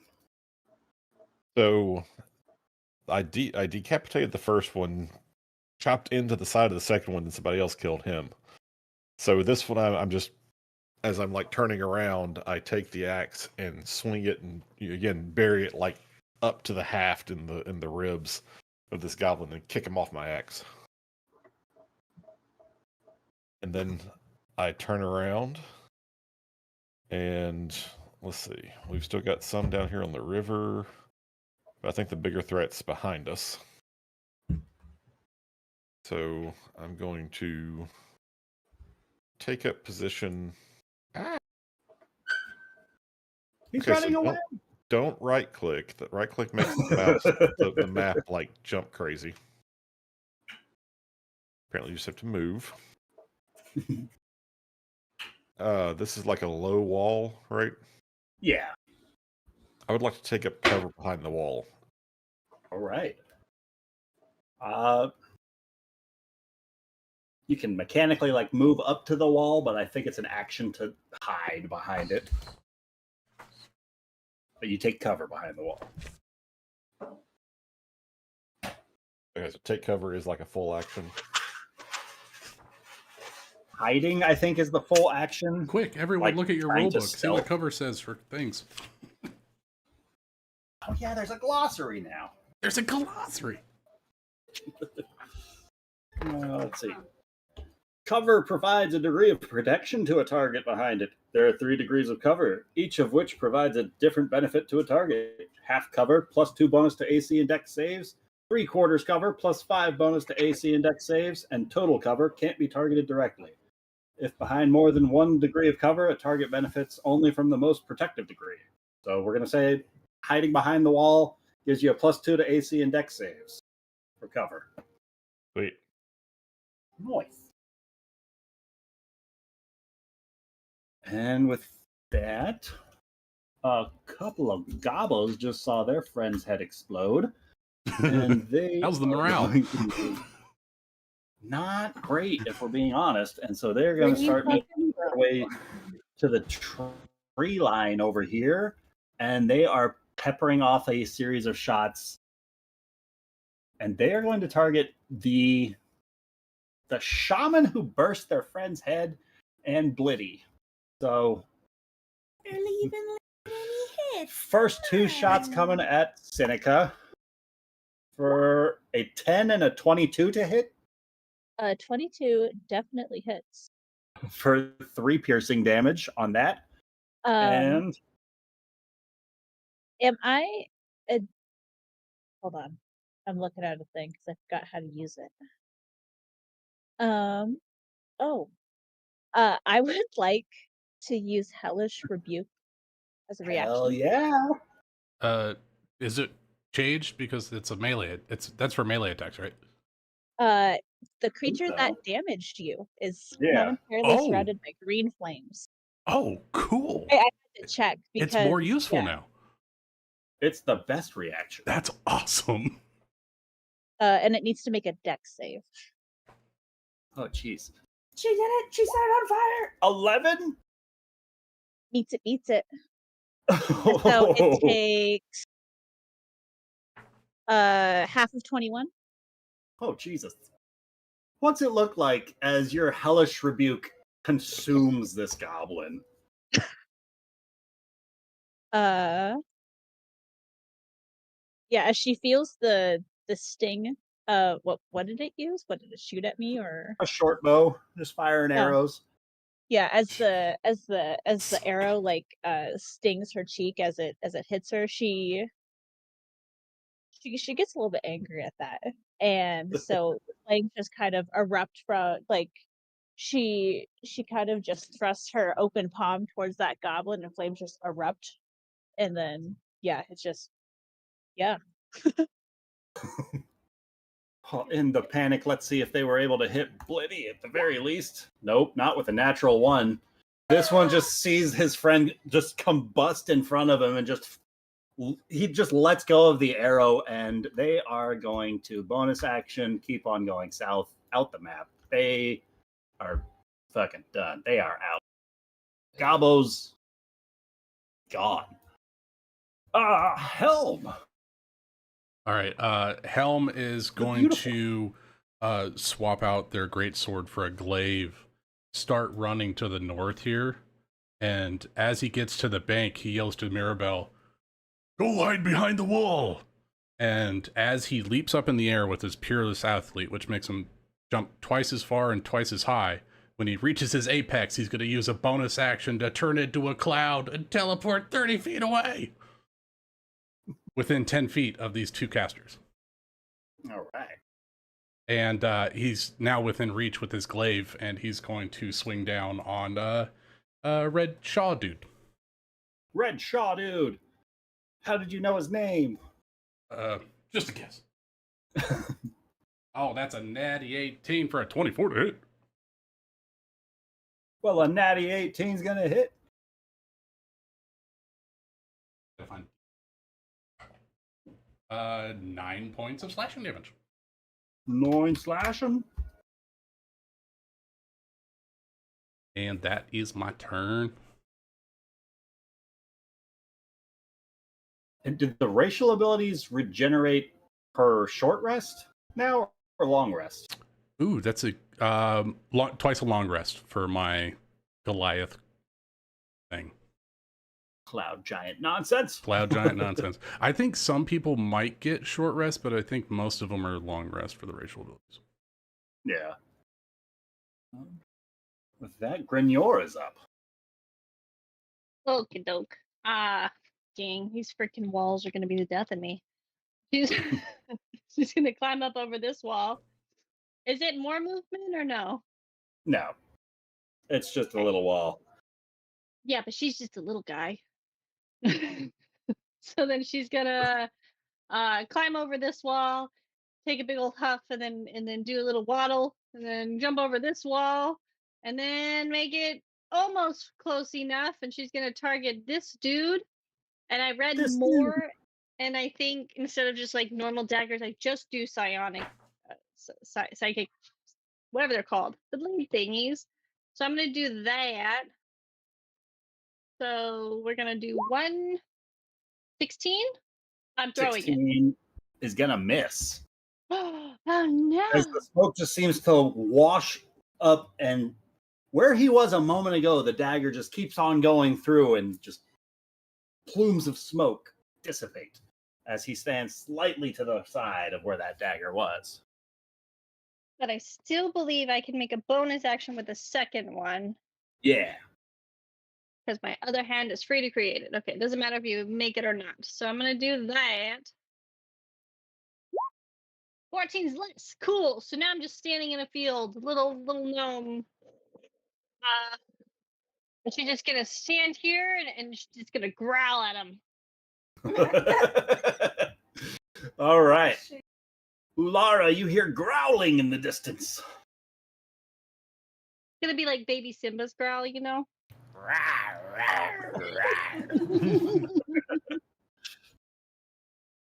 Ulara's gonna run and follow Helm, although not as athletically.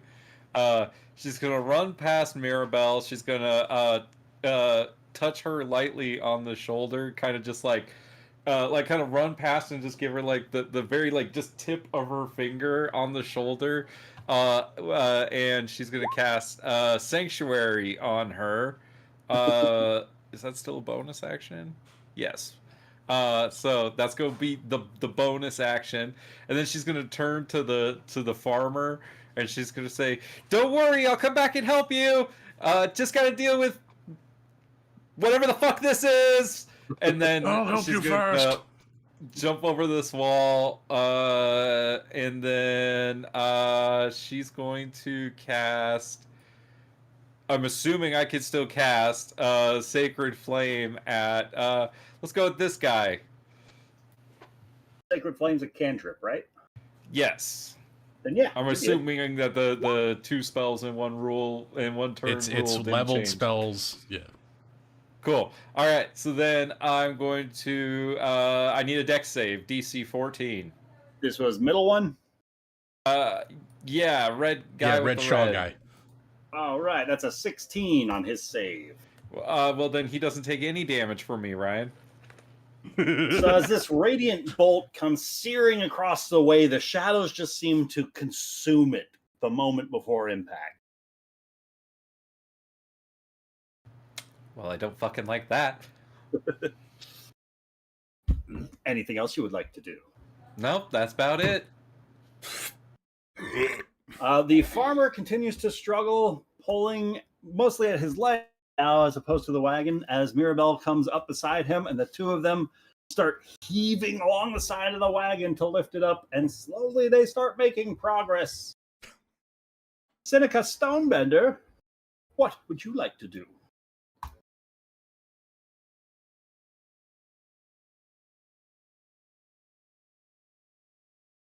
Oh, I was muted. So it seems like these guys aren't taking damage from anything. The first couple attacks have missed, but Finger's Helm has. missing. I made contact. Oh, okay. You did make contact. Yeah. They might just be harder to hit than the Goliaths with leather armor. Okay.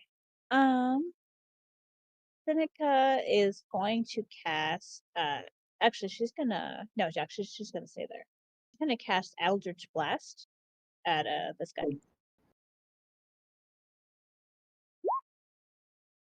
I don't think 8 hits. 8 is gonna miss. Alrighty. Okay. Her usefulness is pretty much all used up. So she's gonna use her movement to go down here and prepare to help Mirabelle with the farmer. All right. Olin. So I still am covered in those black flames and I'm silenced. The flames, as they are still burning on you, cause you to be unable to speak. Almost like a weird kind of poison-like effect. Tolan's gonna hop on the other side of the wall and drop on the ground and try to roll the flames off. All right. Oh, that's good. You're prone. You got cover from ranged attacks. Good call, Jeremy. Using an action, you can just pat them out successfully. Okay, then I'll do that. Oh, right. Anything you'd like to do with a bonus action or the rest of your movement? I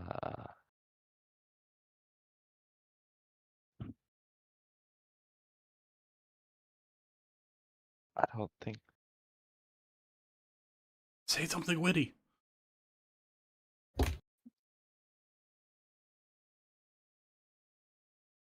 I'm gonna stay prone. Next up is Blitty. All right. I'm gonna move to about here and kind of use the wall as like a partial cover. Mm-hmm. And then I'm going to cast Entangle. It has a what is it? 20 feet is like its radius or whatever. It's like a 20-foot square or something.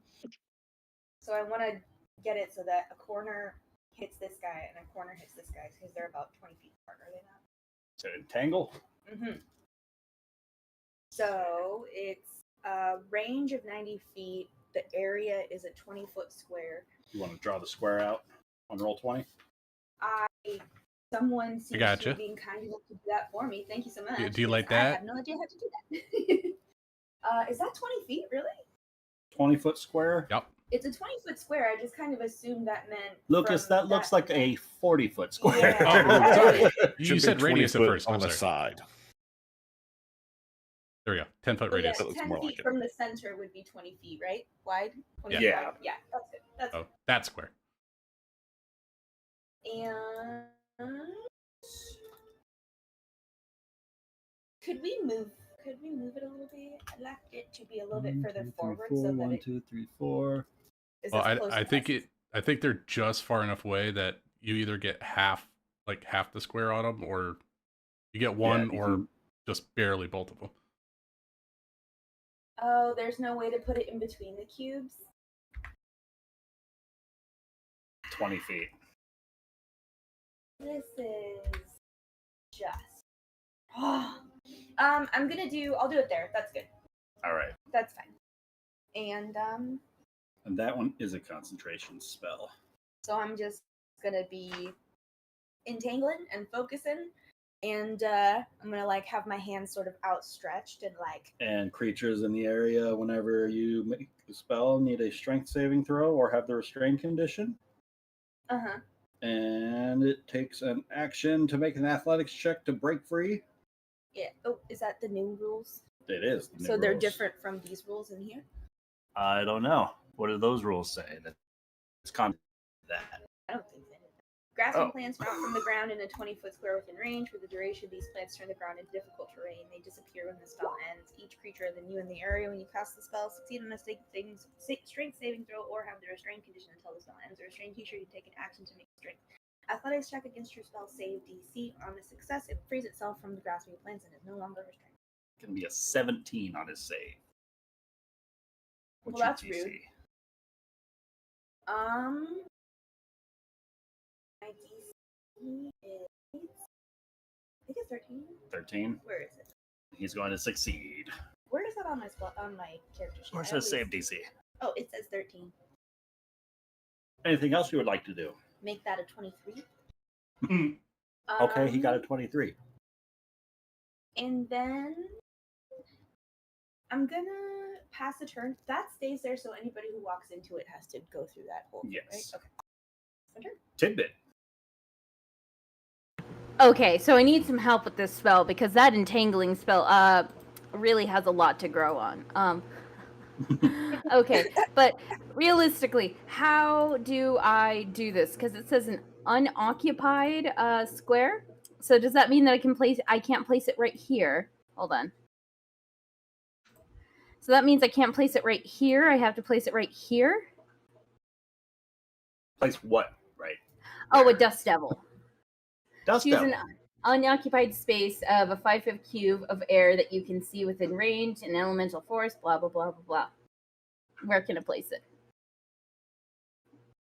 So 5-foot cube is just a square, right? Or is it? Yes. So can I place it right here? But that's You not... Place it wherever you want. okay. Because the But, like, unoccupied thing is just a bit... That's a 5-foot radius. Whoever the Okay. green is that's making shapes. Okay. All right, yeah. Then can I place it on him? Absolutely. I Awesome. would like That's to what- add, Rachel, that Yes. further down, it also makes a 10-foot radius cloud of debris.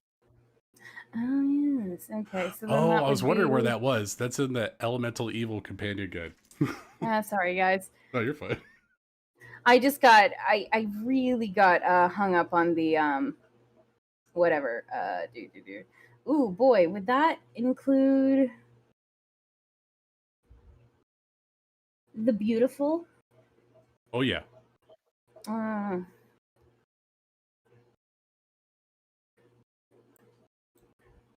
He is in the entanglement. Can Helium take it? Helium. Helm? Helium. Helm. Can Helium take it? Well, if you can't put it on top of him, right? Because it has to be an unoccupied square, so it's gonna have to be behind the dude. So if you put it behind him, then it won't affect me. All right, so over here. There we go. All right. Yes. And what do you need? What does he need? Dust Devil. Any creature that ends its turn within 5 feet of the Dust Devil must make a saving throw on a failed save. So I need a strength saving throw when he ends his turn if he's in the radius. Because I don't think he needs to roll it now. All right. And entangle is difficult terrain. Mm-hmm. All right.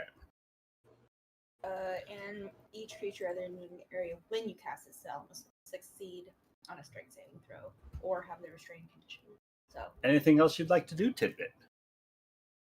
I would like to jump behind a second wall. Nope, actually, that just means more problems. I would like to hide or kind of duck between the wall. You take cover behind the So wall. +2 to your AC from ranged attacks. Hey. And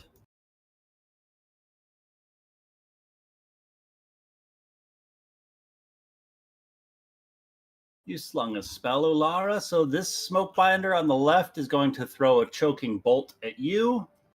The one in the middle is going to target Liddy for the entangle spell, and the one on the right is going to try and hit Tidbit for the Dust Devil. none shit's even like hitting, and I'm still getting retaliated. They really don't like spellcasters. Yeah. You see the giant 20-foot square of entangled, difficult terrain that they're standing in? You see They're the not a giant fan man of with the that. giant spear who's gonna hit you in the I face? think they'll get over it. Laura, that's going to be a 22 to hit you Yeah, that hits. Oh damn! for 14 points of fire damage. Ouch. And you find as the flames start to choke you, you find yourself incapable of speech. Shit. Oh, and I also lose concentration on Sanctuary. Nah. Man, I'm rolling great. Next up Oh, is no. Blitty with a 17 to hit Yeah. for 6 fire damage. Did I mention my 10 AC? So how much? 6? 10? 6 fire Mhm. damage. Okay. And I need a concentration save to see if you maintain the entangle spell. Okay. All by myself. 15. No problem. Unmuted making pizza all by herself. Tidbit, that's going to be a 15 to hit you. Oh, let me see this because I don't think that shit hits. No, that doesn't. I get a +2. That's a 17, but no. Hey!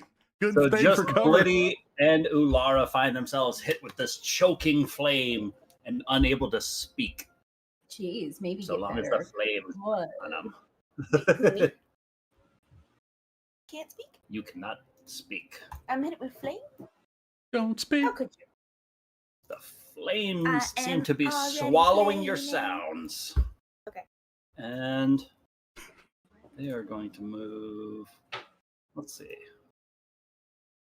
I think this is going to provoke an attack of opportunity from Helm, if you would like Which one? to take it. That one. Oh yeah, yeah. I'm hitting him. I'll attempt to, I should say. Or that one. running away? What a 21 to hit. 21 is going to hit. Roll some damage. 9 more points of slashing. How much? 9. Fine. To the spirit combined. And that Draven Steel God is up. Okay. Draven is going to. There we go. Let's see. 1, 2, 3, 4, 5. He's going to go right there. And since I can't. Well, no, I'm just going to go ahead and double move.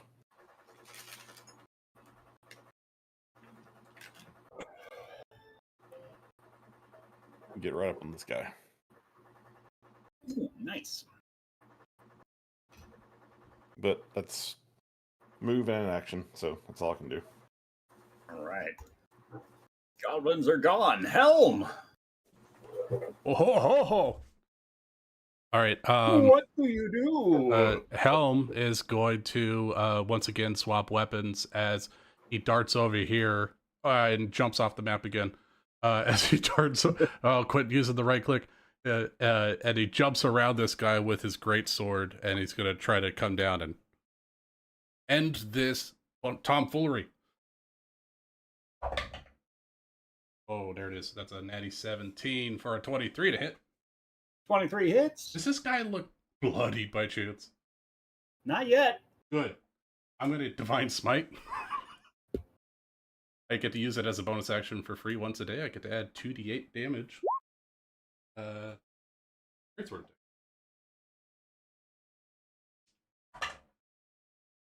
Nice. So 8 extra radiant. 8 extra radiant and 12 slashing. 20 damage. As your blade cleaves into him with the divine light of Empire, it seems to tear away a large chunk of the shadows that are wafting out from beneath his cloak as well. They seem to have a much harder time re-solidifying as he finds himself stumbling on his feet He's looking rough. Oh, I forgot to say my verbal component to Divine Smite. Tell me I'm beautiful. That's it for Helm. All right, Grignor.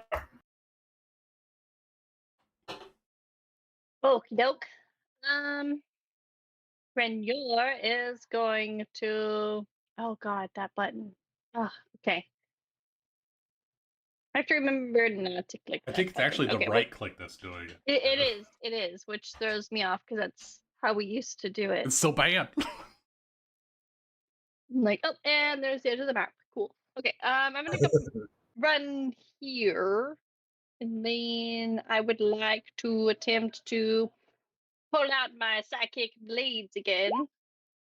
Pull out Oh. my gun. God dang it! She is not good at hitting people with psychic blades. That psychic blade just starts to fizzle out before making impact. She pulls out another one for an 18. Targeting middle or the right? The guy in front of her, that's next to That's Trevor. gonna hit. And Roll then, do I get to sneak attack? It's still. I do get sneak attack because I have someone within 5 feet of me. I was gonna ask, Or, as long as that's within- still the ruling, then yes. Yeah, within 5 feet of the enemy. So yes, okay. 18 damage. Ooh, I did it. Yeah, and I am just gonna be standing openly in this field, and I'm gonna be I guess as I like shoot these 2 daggers towards him, another one just like appears in her hand and she's ready to go again, and then that's gonna be my turn. All right. Ulara. She's rethinking her life's decisions. and but she's gonna not leave Helm out in the cold. Help the cart. Get him out of here. She is going to run up here and I can't cast silenced right now. I'm silenced. Not spells with verbal components. How many cleric spells don't talk?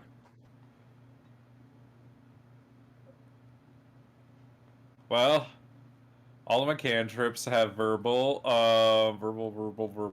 Think they all do. Verbal. Nope. She's going to. Thing.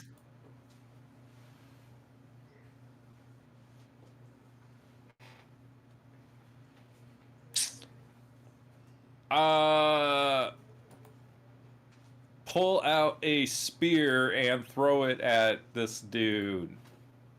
All right. Natty 20! Nice. That's gonna hit. It's a grand total of 10 damage, I think.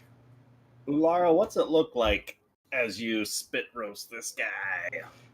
She's like shouting, may the light of the Emperor be with you, but no one can hear it as she's just chucking this thing, and it just like hits this guy right in the chest as he just like gets blown off his feet, just leaving Helm there facing no one.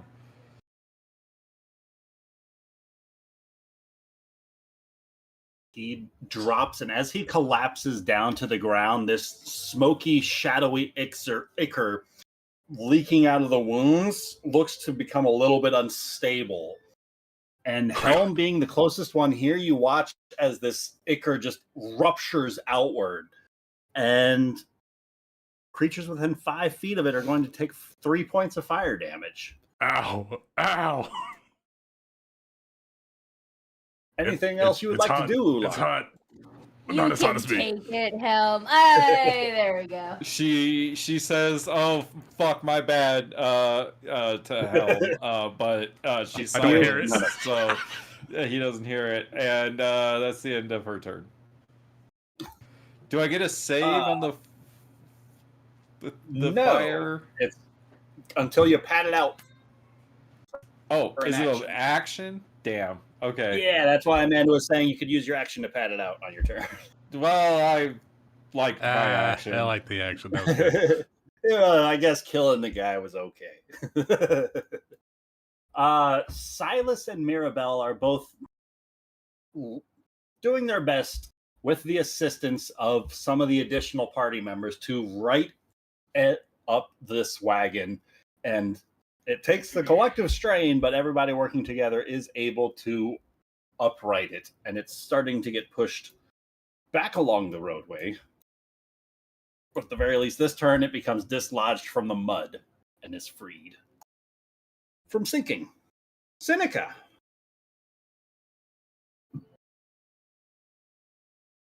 Okay. Horse? There's a mule. A mule. It's 30. Wow, they're far. Okay. She's gonna pop off another Eldritch Blast. Because cantrips are all I got right now. Let's fucking go. Summer. Yeah, a natural 20 is gonna hit. For a total of 11. And this is on righty or lefty? On lefty. On lefty. All right, that's going to be 11 damage to lefty. What's it look like as this Eldritch Blast is loosed?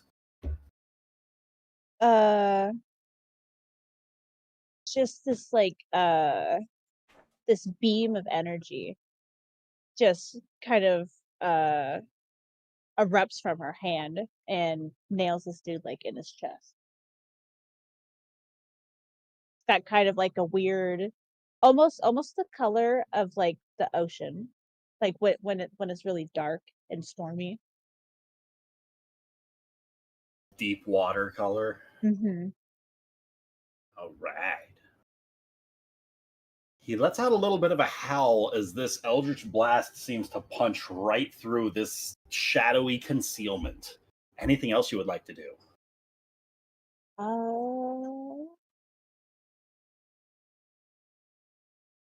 No, that's it.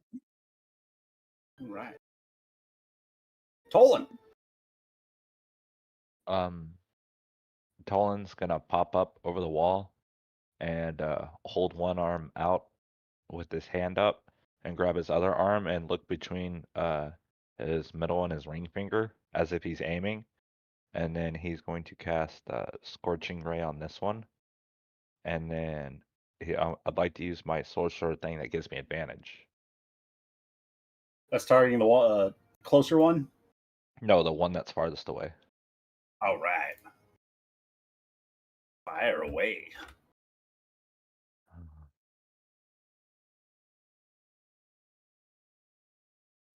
Most importantly, what do these flames look like as they're loose across the battlefield? Fire. Why won't it? Oh, there it is. Sorry. Flaming flowers.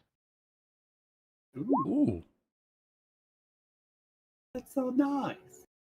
18 hits. The 15 seems to be swallowed by the shadows. Got 2 more rays. Well, that one was at advantage. So, are you using the seeking hits, spell? Yeah. Is that what you're talking about, Jeremy? Am I using the what? The seeking spell meta magic?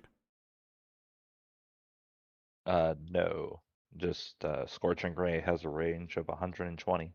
No, and well, then... for how are you getting advantage? Is that your wild magic thing? Yeah. Oh, okay. You got 2 more rays. Yeah.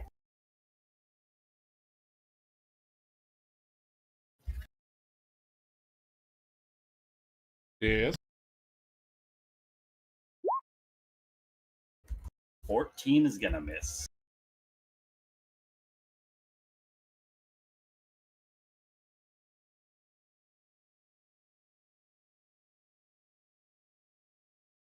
$15 is gonna miss.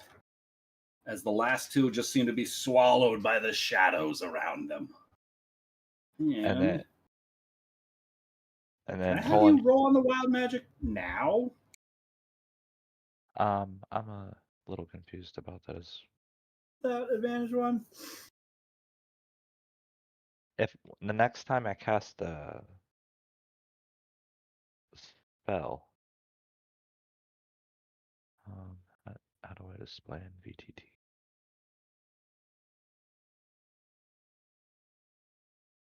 Ah, sorry. Automatically roll on the wild magic surge table. So Jeremy, give me a D100 roll. Ooh, 97. Jeremy, I'm roll so me a excited D6. for you. Roll me a D6, Jeremy. Okay. Wild magic sorcerers are my favorite. D6. All the effects of row 17 through 20 affect you simultaneously. So let's see what that is. What the fuck? You are subjected to an effect that lasts for 1 minute.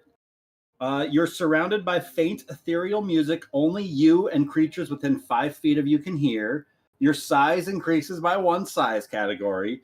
You grow a long beard made of feathers that remains until you sneeze, at which point the feathers explode from your face and vanish. You must shout when you speak. Illusory butterflies flutter in the air within 10 feet of you.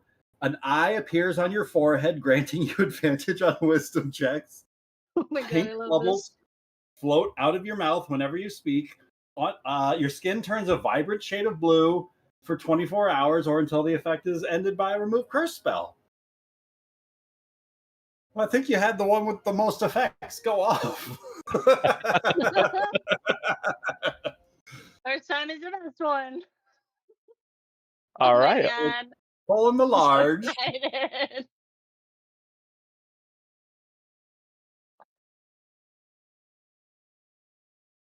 Blue, big, feather bearded Tolan with 3 eyes. Who talks to bubbles and has butterflies.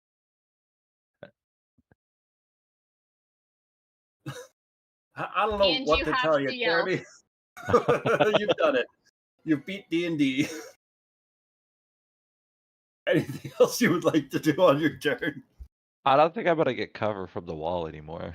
Not no more. Your ankles are really safe. My ankles are safe. Jeremy, how does Tolan respond to this wild magic surge? Is this normal for him? Well, 'Cause Tolan has had it happen before, but never this much at once. He's had the bubbles. He's never been blue. He's been large before, and the beard's a new thing. Don't forget the butterflies and the eye, and you have to yell. I don't know about the eye. I Well, I wonder guess if he's- I wonder if Can he he thinks he's see tripping. out of Like, it? am I suddenly on shrooms? those flames This did. thing just got weird. You guys You know- seeing these butterflies? As he's speaking Tolan, bubbles. Tolan has And had a there's bad music time. only he can hear. Right? Tolan- Oh gosh. Faint ethereal music only you and creatures within 5 feet of you can hear. That's just like your opinion, man. Tolan's just going to gently lay down on the ground and stare up at the sky and wait for the effects to go away. He's so high. He's having a weird trip, man. Blitty.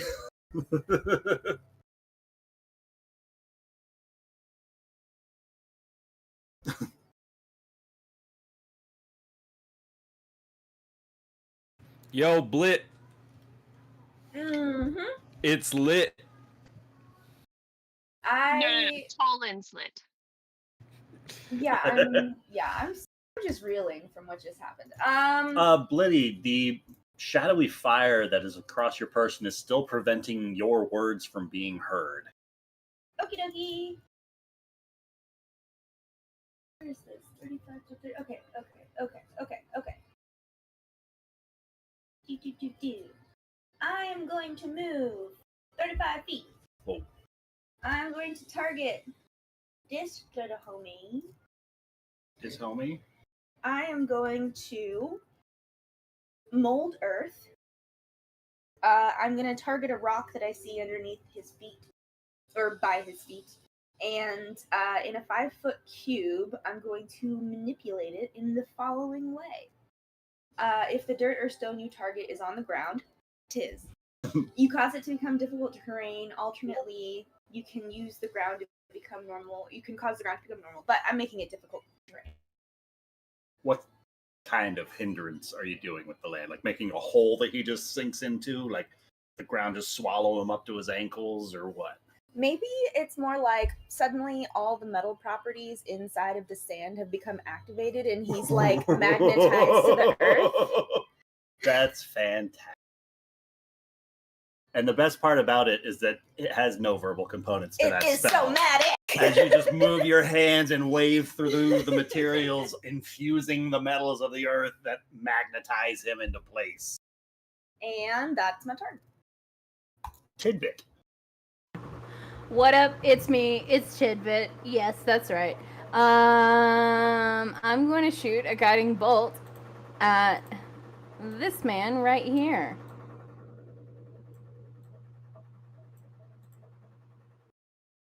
And so we're just gonna boom.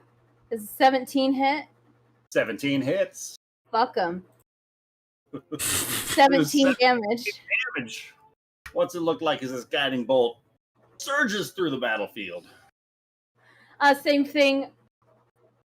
Just a bolt of light straight into his chest, kind of digs in there, but before it can really go down, it just sort of fizzles out.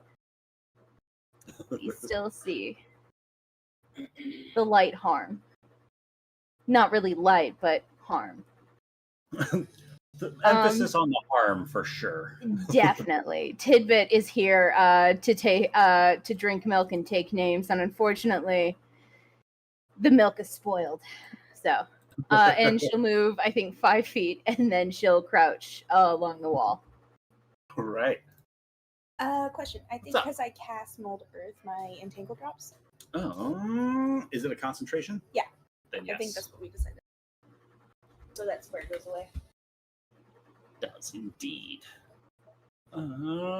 Tidbit, are you still maintaining concentration on the Dust Devil spell?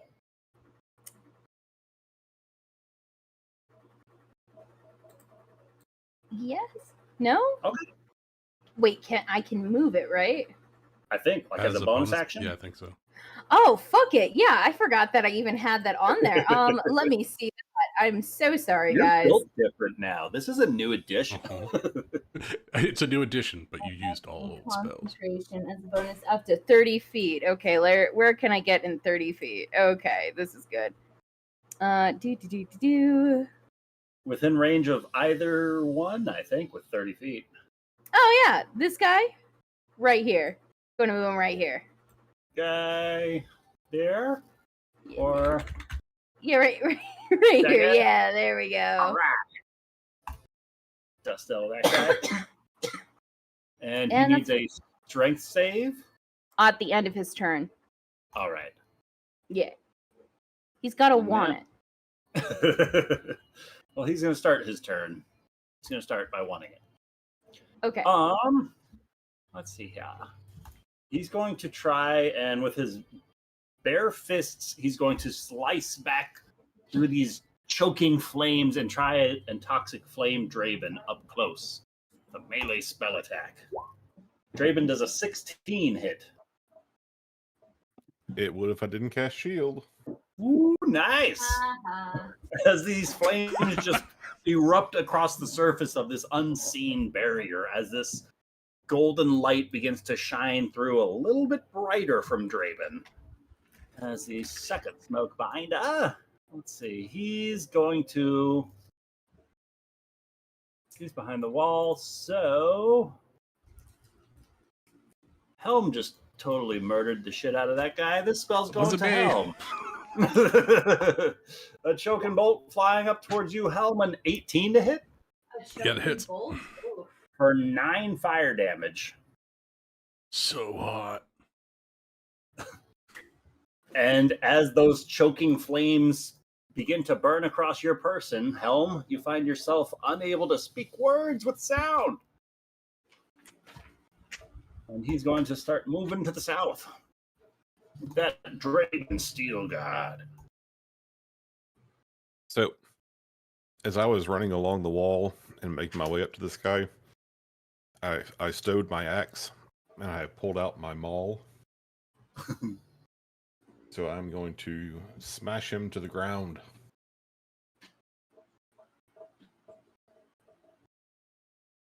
How does a 17 work? 17 is just what you needed to hit. All right, here comes the 2d6 plus 3 damage. 15 bludgeoning damage. Goodness.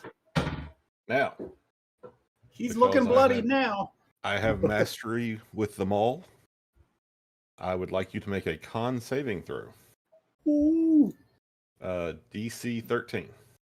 So an 8 is not going to do it. That would make him prone.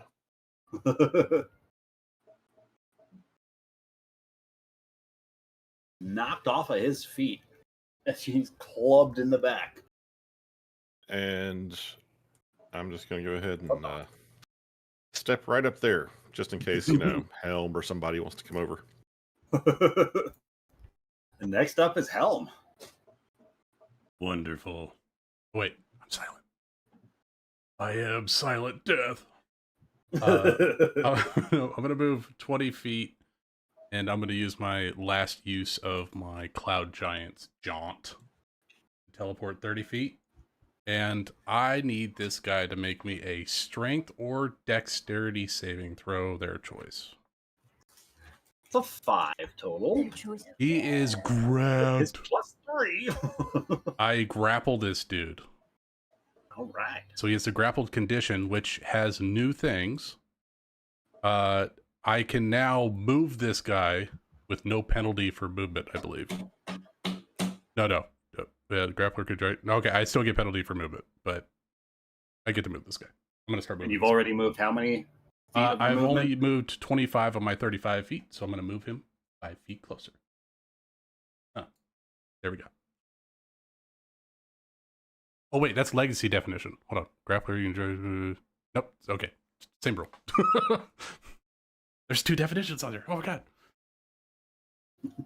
Why are there 2 different definitions?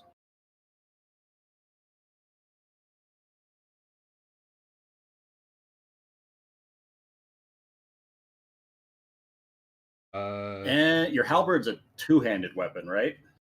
I have a great sword out, but I just have it in one hand, so I can't wield it. So just grabbing him with a free arm. Okay. So grappling makes a difference for what's in hand. Yeah.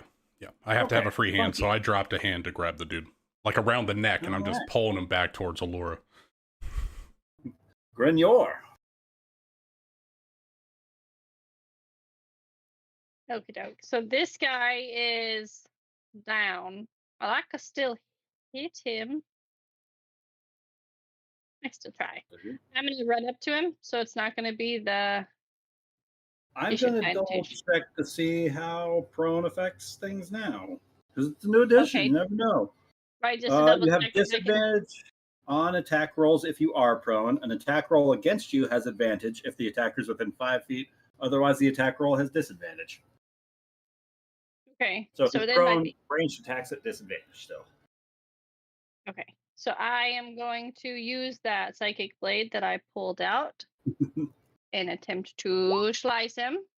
24 hits. Total of 8 because I get psychic damage because Draven. The Black And- Ichor chokes up from this wound, but he is still fiercely fighting back. And once again, we'll try round 2 for 15. 15 is going to miss. But you have advantage because he's prone. Oh, I have advantage. Yeah, Okay, we just did crit-fish. that. Woo. Oh It just no. worked. It just worked. I am startled by him coughing up some black ichor. Like, oh, that's you should get that checked out, but that's not normal. That Ulara is up.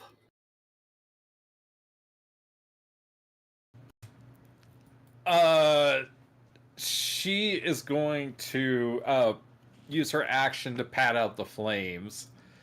All right. And then she's going to look at Blit, and she's going to say, "How did you do that? You got the flamey things. You should be able to talk. You should be able to do the spells. What the fuck?" Can you still not talk? I Liddy just used finds my herself action to speaking, pat out the but these flames. words do not come out. The choking smoke about the flames that are on you seem to swallow your words before you can speak them. Uh-huh. I thought Nick was also still done. Did that come off? He just took them it out off. right now. Oh, okay. Sorry. Yeah, sorry. Well, I'm gonna look at him and I'm gonna be like, with my mouth just kind of opening and closing like a fish out of water. As Ulara walks away from you, she just gives you the middle finger, and then she walks over, grabs her spear, then walks 15 feet this way, and it gives you, and it's giving you the middle finger in a playful "fuck you" kind of a way. And then with her bonus action, she's going to cast Healing Word on Helm. Oh.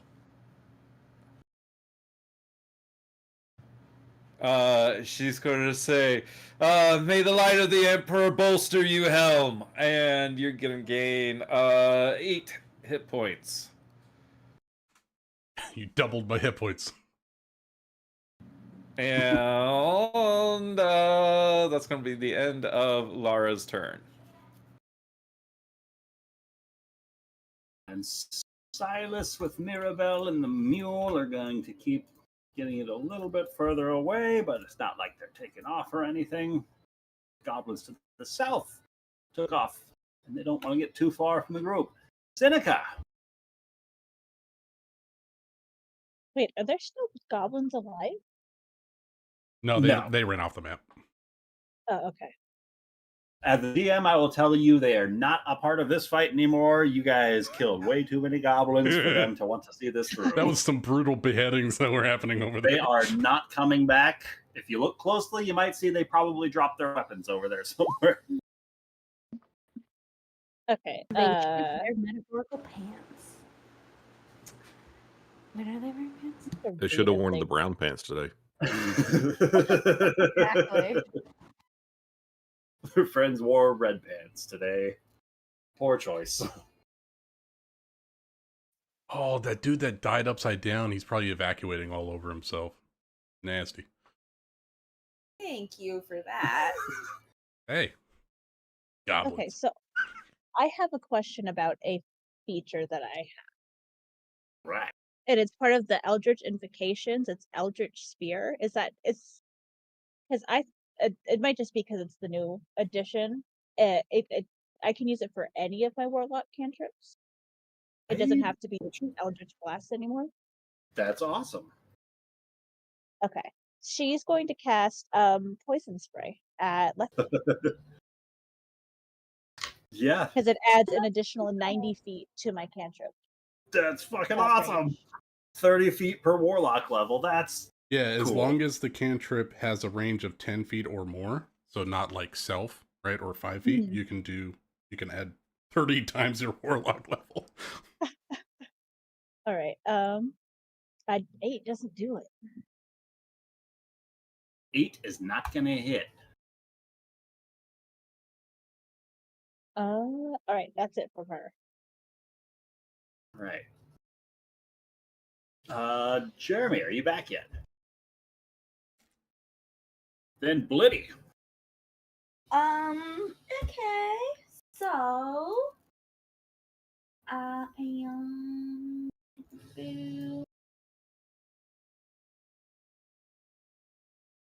I'm going to cast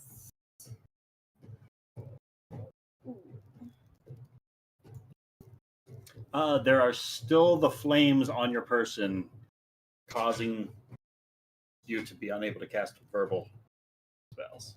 Right. Or silenced.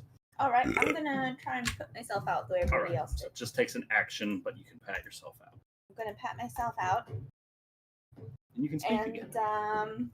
And I am going to shout, fuck you too, Yulara.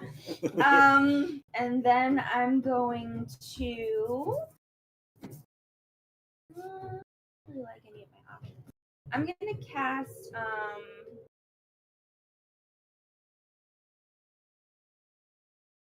sorry, give me 1 second.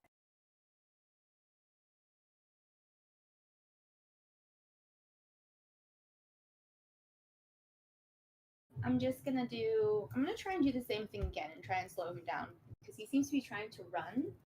This guy hereabouts, and I think it'd be nice if he did not run. So I'm going to do mold earth again.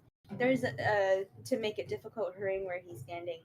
It's a 30-foot range. I am 35 feet away, so I'm just gonna move. I'll move up and I'll back up. I'll back up my girl. And just further just condense more of the iron minerals from the earth. Continue this metallic pull onto this guy, just kind of getting it stronger as focusing on another round. Yeah. Didn't he move? Did he move at No. all? Oh, He's been knocked on his ass by some of your party members. Oh, okay. I thought he had moved a few squares over. That's my mistake. Nope. In which case, I'm going to instead, I move, I think, you are 15 feet from me, and, okay, I'm gonna step, I'll step here, right next to Renure, thank you. And then I'm going to Thorn Whip. My Thorn Whip is one. Draven. You can Thorn Whip Draven. Or wait, sorry, not Draven. This guy. This Okay. guy. What even is this? That's the cultist Okay. on the floor. It looks like a squid arm. Because he's been knocked on his ass. So his token turned sideways to show that he's off his foot. I'm like, did he suddenly grow appendages? Apparently. And I got a nat 1, so that's a 6. I'm guessing that doesn't hit. That is not going to hit. But you know I'm here. But, I showed up. But he's prone, so feel free to swing with advantage. Oh, okay. Well, that's nice. I'll do it one more time. Okay, how about a 20 dirty? A dirty 20 hits. Roll that damage. Roll that beautiful damage. It's a 3. Hey, Evie, can you do me a favor? Yes. Go over here. Tell me how much health he's got left. Oh, that's cool. So what's it look like as you thorn whip this guy to death? So, I'm gonna, kind of like whip it out. It's gonna like wrap around, like the middle of his like thigh. And as I pull it taut, it's going to just sort of slice right into that very, very important artery. And he's just gonna bleed out right there on the floor.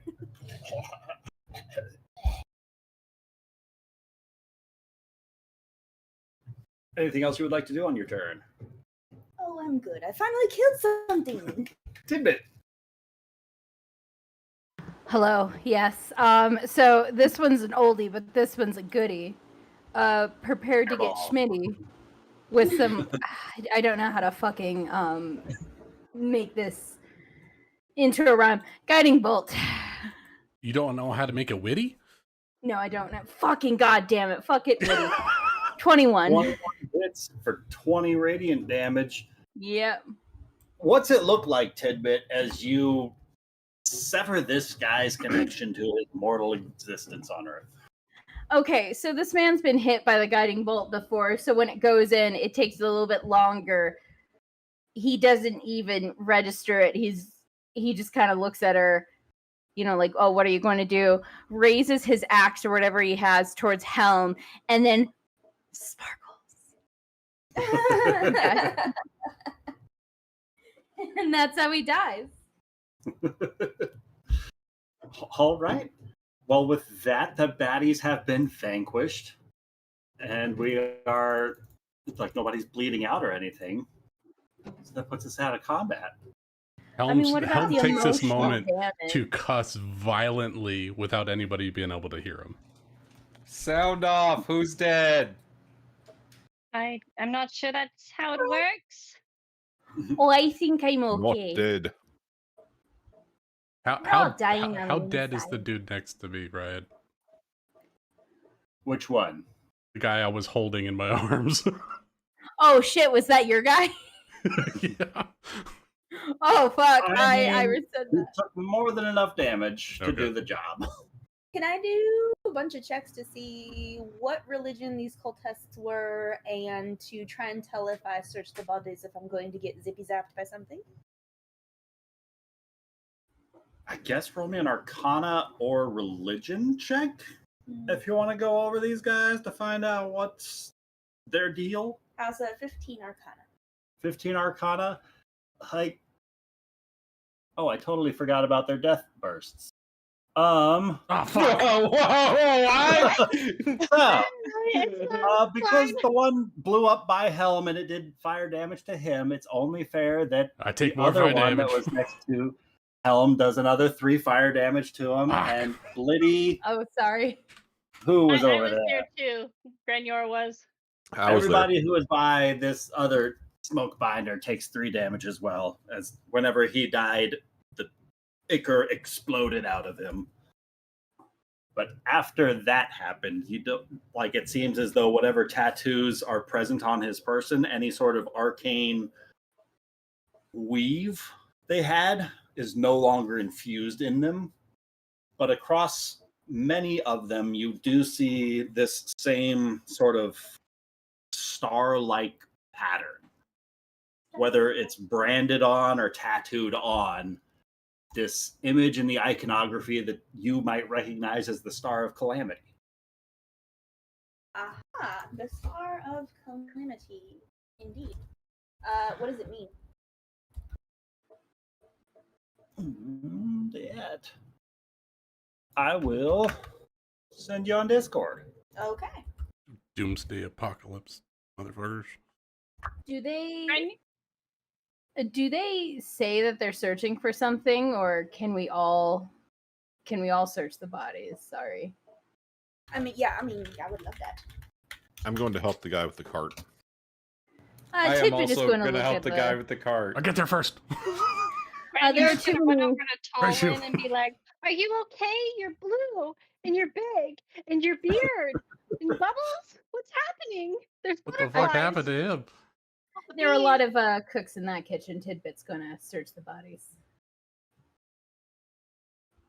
I'm going to start blowing bubbles out until I can no longer stop blowing bubbles and I go down in size. But I'm staying blue. Wow. Oh, you rolled on that magic surge table, did you? Yep. Nice. Were you here for that, Lucas? He rolled everything. He literally has music playing in his head. He has bubbles when he speaks. He has a feather beard. He How'd you turned do blue. that? He grew twice his size. He has butterflies floating He around rolled really him. high twice. And he Oh, has and you have to do yell 2, when right? he speaks. No, he did every effect present from a range of numbers. Oh my god.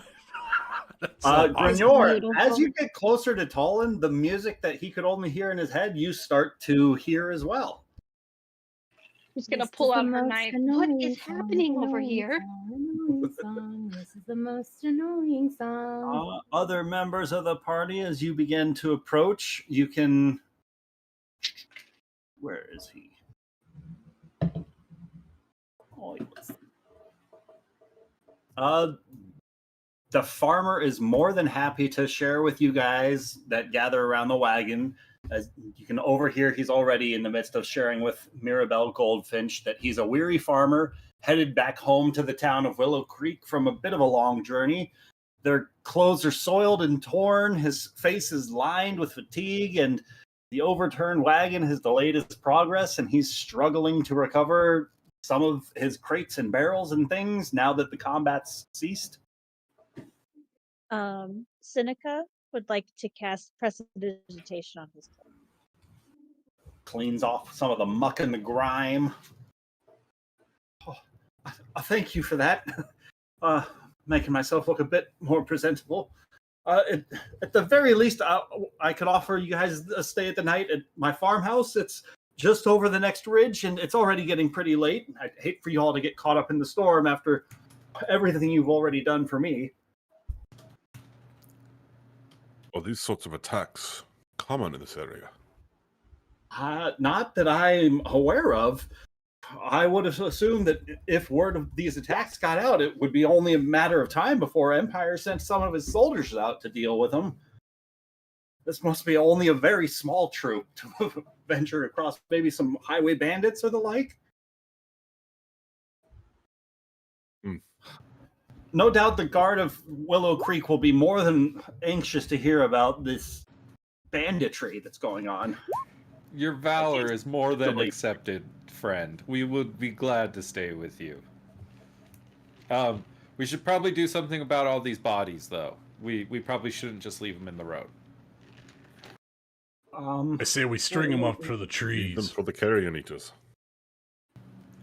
I was just thinking about putting them in a pile and burning them. I second. Whatever you need me to do to Yes, help, I'd eat them. I guess.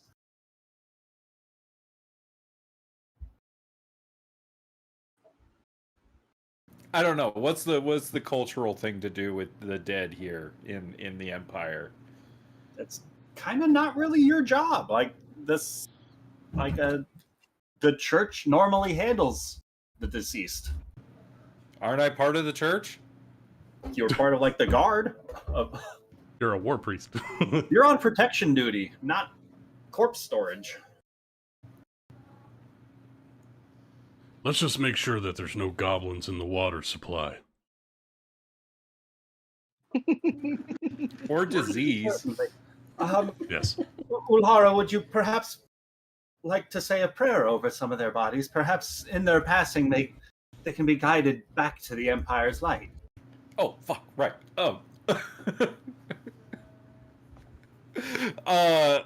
She And will... Drobin leans over to Helm and goes, "Have you ever heard a priest curse so much?" I think that's why they're out in the field instead of back in the church. She's a war priest. She's been with too many sailors.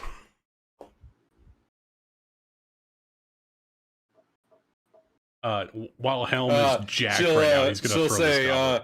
"Protect us, O Emperor, from the snares of the heretic and the war spawn. In you we place all our faith. In you we find refuge, and we find our avenger.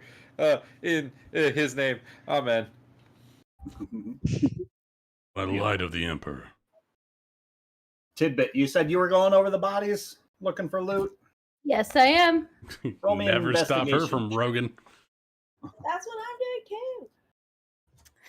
I just can't. Investigation, Now I'm right? going to let you roll for the tattoos Fine. Just and let magic. anything- 17. But if anything cool is found, I think, it's I want to discussion. actively make all of these bodies out of their physical reach because they're shorter than me. I'm kidding.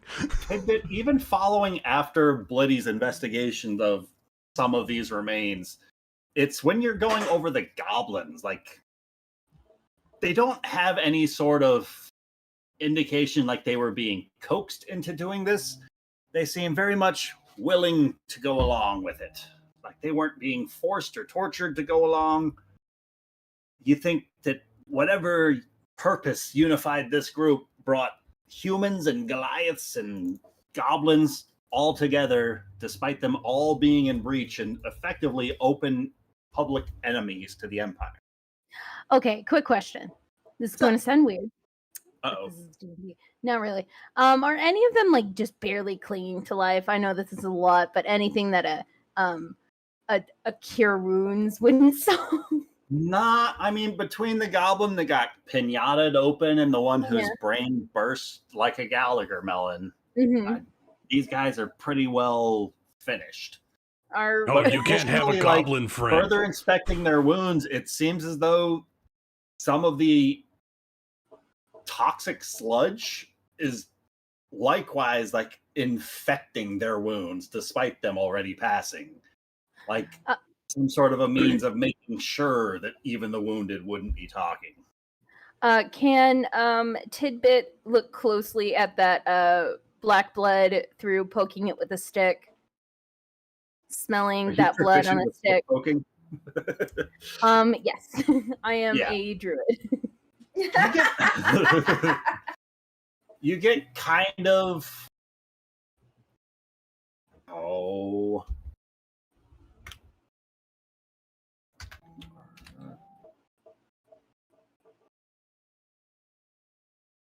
And it smells kind of like burning steel wool. I'm going to do something that I'm going to kick myself in, but Tidbit's smart, curious. Maybe not so much smart. Wait, let me check on the wisdom. You to eat it. No. I would just like to. You drink the mysterious fluid. I would just like to tip of my tongue. Haven't we learned? I would just like to taste tip of my tongue. I'd just like to think that Rachel doesn't think there's going to be accidents or consequences to her actions, that this might not be a joke character that she's going to have to play for a long time. Tidbit, roll me a wisdom saving throw. Oh. Yeah, okay. Nice.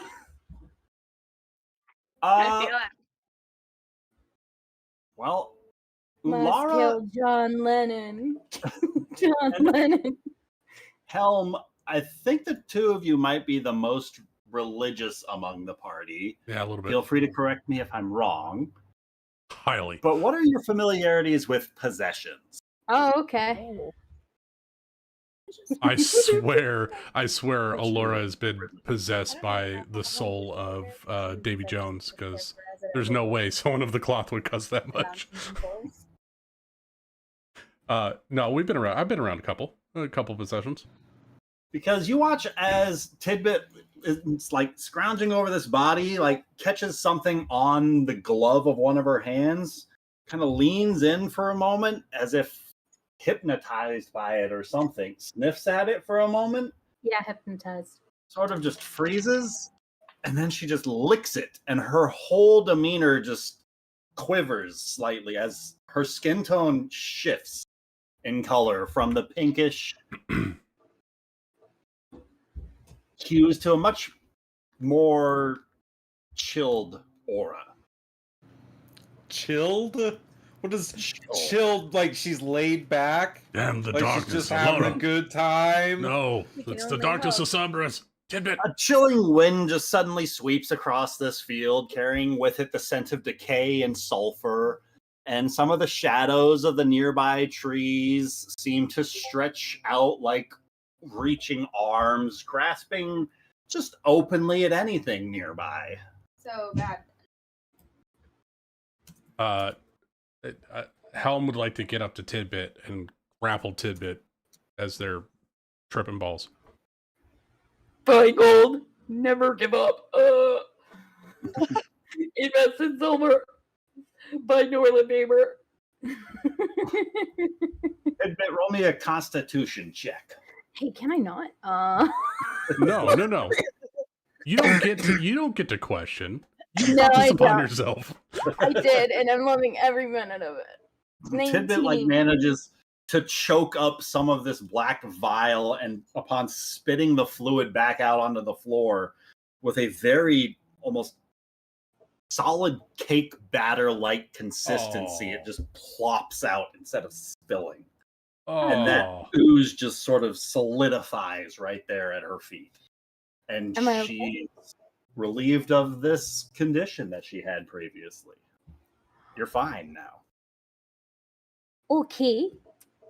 That's enough, nature girl. I pick you up, throw you on my shoulder. We've got stuff to do. Stomp on the Black Acre, and we get down to the fucking caravan. No, hold on. We've got to collect this. No. Look here. No. Okay, look. Okay, hold on. Let's put myself down. Let's put me down 2 feet. I promise I will not lick it again. You've already collected it, and you've tainted whatever it was. No. Of course. Damn it. No, of course. Yeah. Not gonna work on me. I'm carrying your ass. Oh, come on. No, I'm saving you from yourself. I promise. No, I promise I won't do that. Let me just look. If I could just get it to a lab or, like a university, then, all of this will be worth it. Just let me collect it. I won't lick it. Scout's I'm honor. already jumping with her over the No. the river. Everyone, back to the No. wagon. We need to get moving. No, come on, please. Just let me do it. Oh, come on. It's in the bag. Come Allura, on. I need help. This one is tasting weird shit. Speak It was a speak some science sense into her. No. Come on. Hey, Just let me hey, collect one little globule of it. Hey, Hell. Yes. She's got a point. She should collect some evidence. Okay, That let's was get it from the fucking goblin. weird. That before was we go. some weird fucking shit. She should collect some evidence of That the one weird was in her fucking mouth. shit. I don't trust it. Okay, then someone okay. Here, then give me the someone- vial. Give me the vial, Okay, tidbit. thank you. Do All I right, have a I'll go. vial? I'll go. I will fucking go do it. I trust Allura. I don't trust Tidbit. It was just a moment of weakness, and now we're all just going to That pile moment of on to weakness one could kill us person. all, and you're not thinking properly. Oh, you know what? At least there are no lasting effects, okay? It's not like I turned into a vampire or something. Well, what if you did? What if you did? Well, if I did, I'd accept the consequences of my actions. Yeah, let's I not will- have I the will- consequences first. Collect some of the Phyrexian oil into a vial. You're just no. As this exchange is happening, other members of the party might take note that Mirabelle is rapidly just scribing away with her quill across some sort of a parchment, looking back and forth between Tidbit and Helm as this exchange is going on.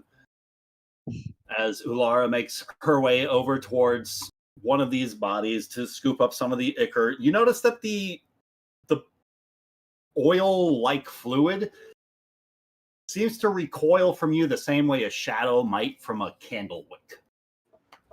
Oh, damn it. He works for the church, doesn't he? He sure does.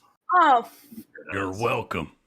I shouldn't have let a church boy to do what a church man could have done. I'm sorry. Hey, No, stop. Blitty, come here. I found everything I can on all the bodies out here, right? I believe so. Okay, I'm coming. Yeah, just hop, skip, and a jump away, dear. Has anyone gone over these bodies of goblins? Oh, sorry. I am technically over here right now. I did just realize. Are you? Running sure? away. Oh, there I you wasn't are. looking at the There map. You are. You were off map for me. It was a little bit. It was like Sorry. topped over. This is how I Hey. play. Can you collect a sample of? She like hands you this like vial and like points at the black stuff. Can you like collect a sample of that black stuff? It won't let me get near it, which is weird. Oh, all right, I can give it a try. Can I do like a nature survival or But a sleight of hands check. Sleight of hand. Ooh, that's not going to be good at all. I might not be the best person to give this a try, but let's I hope. will cast guidance on you and say, Okay. "You've got this. Give it your best fucking shot." Oh, you have to choose a skill now, so you're choosing sleight of hand to help with. That's fun. That means I get to roll twice, right? Guidance. You roll and you get to add add a D4. Oh, okay. So it's a 13 plus a D4 is 16. The first attempt doesn't go as you'd hoped, but by the second attempt, you kind of get a feel for where it's going to recoil from Ulara as she steps closer. And in knowing that forethought, you're able to scoop up a small vial and bottle this black ichor. I'm Tall Star. Perfect. That's for Tidbit, not even for me. So you can just make sure that gets to her. And thanks. Does any way that it behaved or anything tell me anything about it? Does it seem like a substance that... Roll me a nature check. Sure. 17?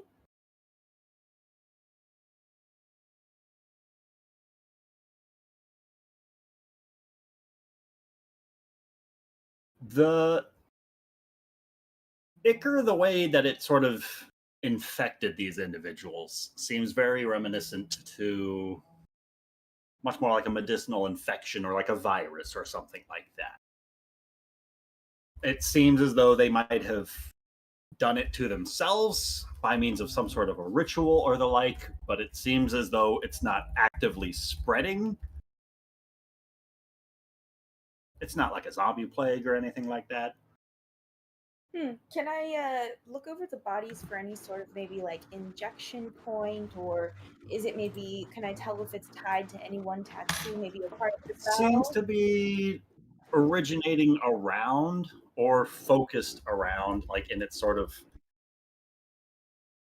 black infected looking veins seem to specifically avoid one marking across all of the bodies. And it's that Star of Calamity mark. Okay. Okay.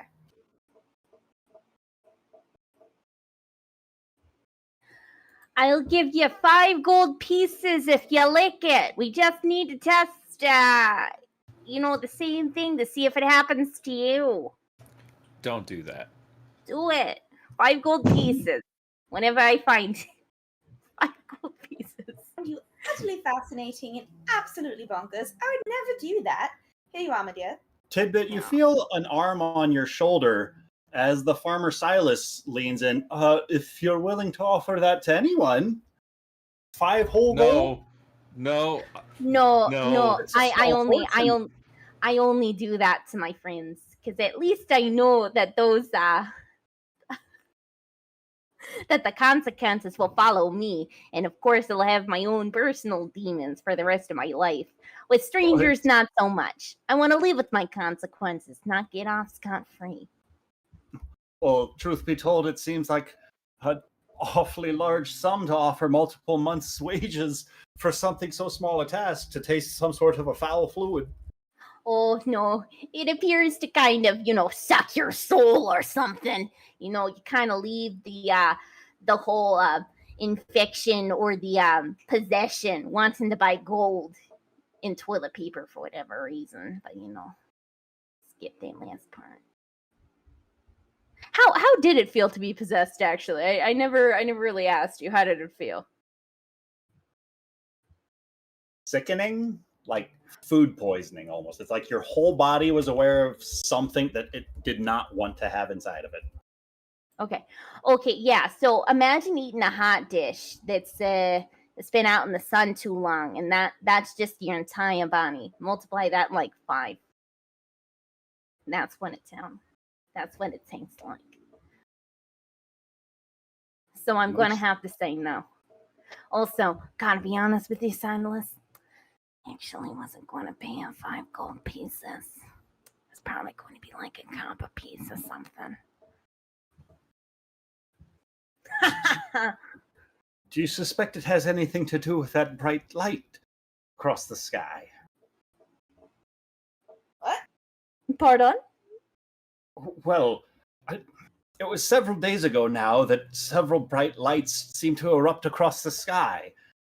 There was one colorful star that shot almost straight down, planting into the earth not too terribly far away from a farmhouse. Over near the outer edge of a plot of farmland, over near where we're growing the green onions. Hatham Gardeners was going to check it out, him and I think he called for his Falcon Zenius, when I was headed out to market. No doubt we could certainly investigate with him for any sort of further detail about what became of those falling lights. Oh. That'd be great. No, actually, yeah, that really limits our search range here. Thank you. All right. Well, let's get this wagon back to your farmstead. Right. Sorry, is your friend Blue? Oh, he'll be fine. Oh, everyone just turns sad. blue every once in a while. You just gotta really make him laugh a couple of times. Right, Tolan? You'll be fine. I think so. The blue's Why not did going away. butterflies just come out of your mouth? Bubbles out of his mouth. He just naturally has butterflies. Oh, why did bubbles come out of your mouth? Life finds a way. Life finds a way. She turns to Silas. There you have it. Oh, I also have a question for you. Now that you mention her friend has turned blue, why has your mule got a long face? That's a good one, Tibbet.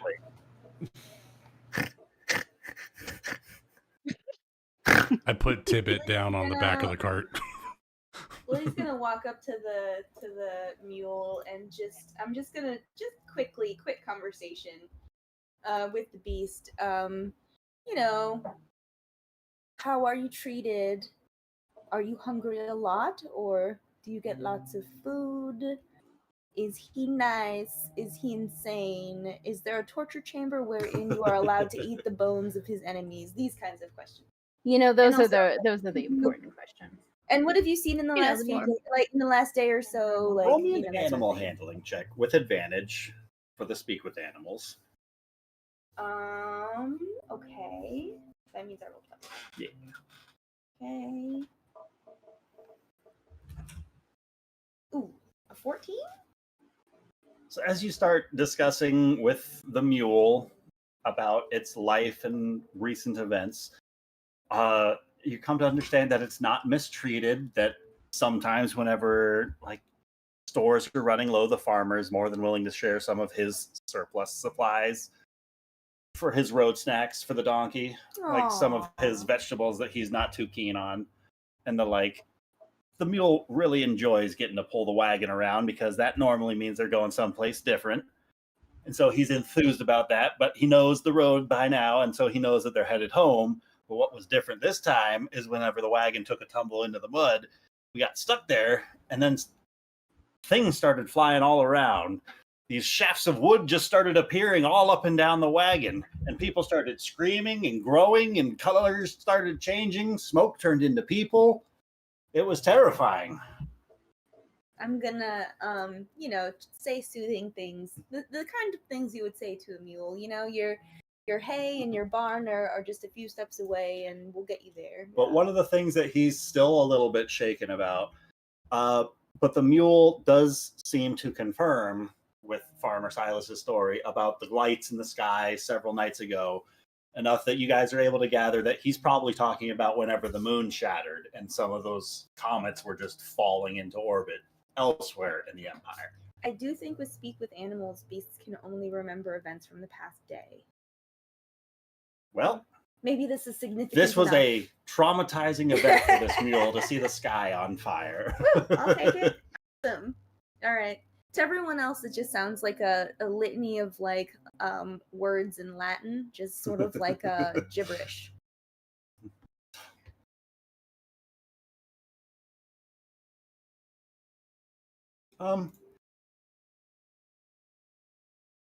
Mirabelle's going to turn to Draven, who's the closest. Did something impact your friend's head? Should we be concerned about some sort of concussive damage? I can't make out a word of what she's saying. It doesn't sound like Elvish, Halfling, Dwarvish, Common, or any of the languages that I'm familiar with. Speak with Animals is listed as Druidic, but that's cool. Yeah. Unless you speak with animals. You don't know how to speak with animals. Oh, he's RBRing. I'll poke my hat and say, I'm quite all right. I'm just having a little conversation with our friend here to make sure he's all happy and well fed and taking us to a safe place and reassuring him he's had quite a fright. For sure, no doubt. I'm sure goblins can be most terrifying the first time that you encounter them. But nevertheless, I think you all prevailed quite efficiently, if I do say so. Not that I'm any sort of a strategist myself, but it does seem like you guys were quite effective at working together as a team. And you should know that your efforts will be taken into consideration for my notes.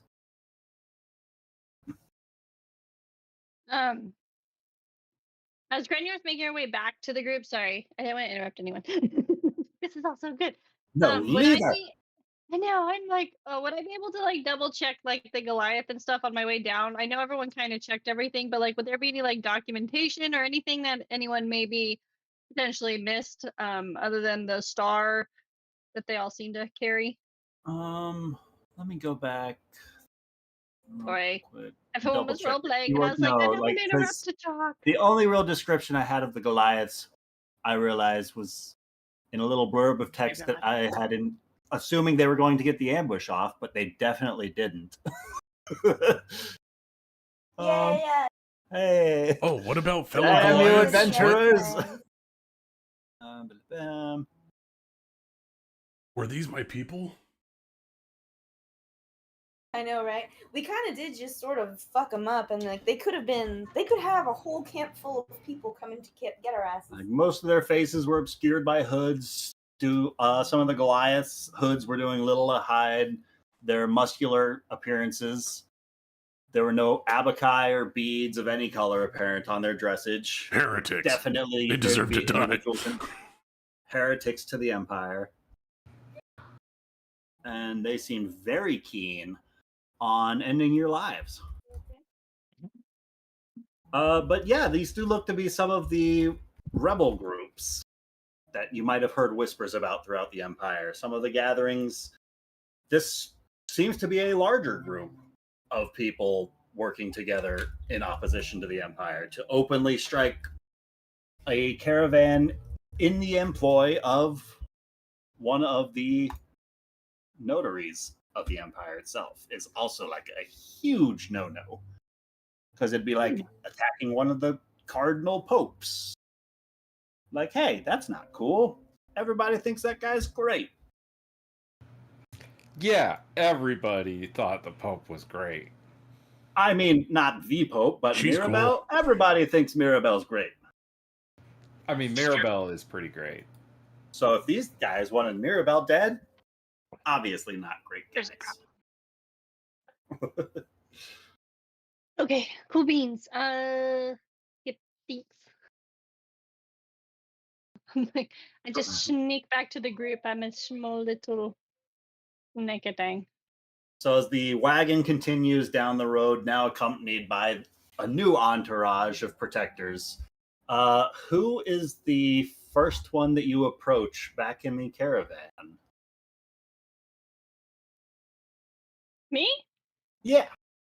Oh, I guess Seneca. She's the closest to the direction, so I just would have come straight down, and it'd be Seneca. She's just right there.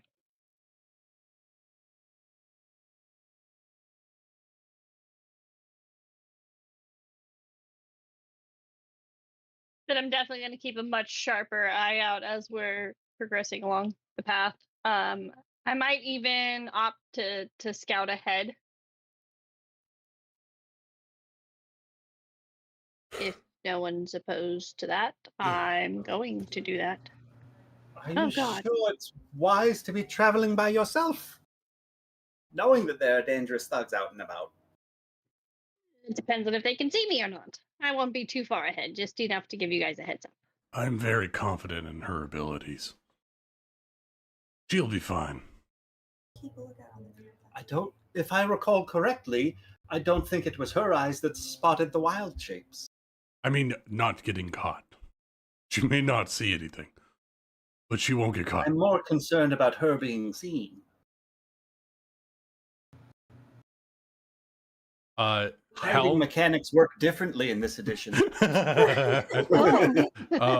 Helm will just get Gren's attention, and on Helm's belt, he's got a metal can, and he grabs it and he shakes it, and just makes eye contact with Gren, and they go off.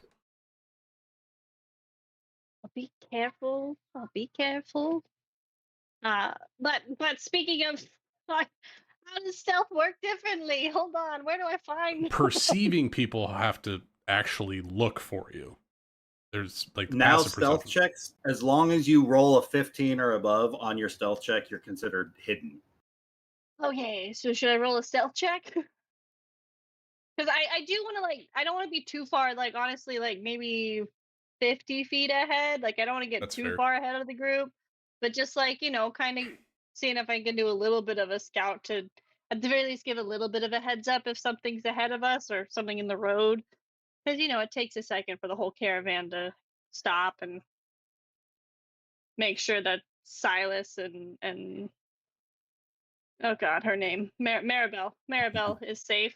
Make sure that they can at least get like behind the wagon if something's coming. I mean, giving like a minute head start. It's keeping like within earshot of the wagon, but far enough ahead to warn of any dangers and stop them from Like, continuing. All right, I sure. don't want to run leagues and Roll me a way ahead of perception everyone. check. Yeah, she's not Agrimar. Oh, good. He was fine though. I mean, it might be great if you were a little bit taller to see a little further over that horizon, Bushes especially are in this taller than I remember. rougher terrain. Like hills seem to be a much more present issue here. This is But- fair. This is fair. These hills are Damn, you rolling. forgot your tall shoes. As such, it's as you're coming over the top of one of these such bends that it took you a little bit until you were a little bit closer than everyone else to see the same sight. But as everybody rounds this next bend, you see the once vibrant village of Willow Creek now looks to stand abandoned. Clear signs of a struggle look to be everywhere. The buildings, once filled with laughter and life, are now accented by broken windows staring out like empty eyes. Overturned furniture lays scattered throughout the village square, and the air is thick with the stench of decay. The ground is littered with broken weapons and discarded armor, evidence of a fierce battle that had taken place. Were we informed of any kind of battle? Like, is this shocking, or did we expect to come This- up on something like This this? is news to you. Okay. Granular, she's gonna kind of take a step back, kind of look back, and like it's not really a warning, but like kind of see if everyone else is taking in the same side, I guess. Since they're all taller than me and can see everything anyways. Yeah. Yes, let me help. I mean, maybe you just got a little bit caught up in a game of rock soccer. Just for a minute, but it happened to be the minute that things were in sight. I would like to roll a perception check as we come into town to look around and kind of maybe see if people were okay. Question the first: are there dead bodies around? Second question: if there are not, are there drag marks around, like showing which direction things got taken or people got taken or something like that? It looks there's no signs of any corpses anywhere, but here and there are the spatterings of like stains of what look to have been black ichor across some of the walls, pooled up across some of the spots in the square, and every here and there nearby some of those pools look to be kind of explosive looking bursts, like char marks, kind of similar to what was happening with the cultists that you guys were fighting whenever they were demising. They would just like explode, and much of whatever was left of them was just gone, except here there's nothing left of whatever they were. Looks like more of that cult. Not The again. goblins Not didn't again. explode.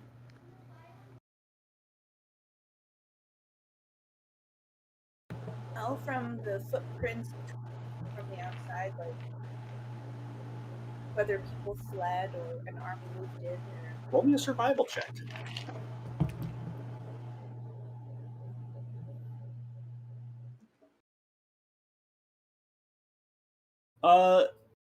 Kind of doing a once over of the roadway that you guys are coming up.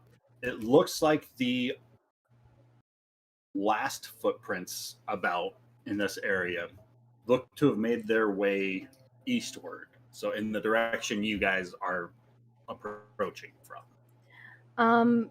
Is there a well anywhere? Kind of in the middle of town, there looks to be a stone circle in the middle with a wooden harness at the top, but the rope is plunged somewhere within its depths. Can Tidbit, if it's possible, bring up that bucket and look at the water? Sure. Tidbit starts cranking on this device, and the pulley system begins to engage. As this squeaking of the pulley system just starts to echo throughout the town, what's everybody else doing? How long did it take us to get to this location, Ryan? A couple of hours later. Okay. I'm going to do whatever I can if there's a guard post or tall building. I'm going to try to get some vantage point, see if we can see if there's people moving and how long ago this happened. Want to get some height. All right.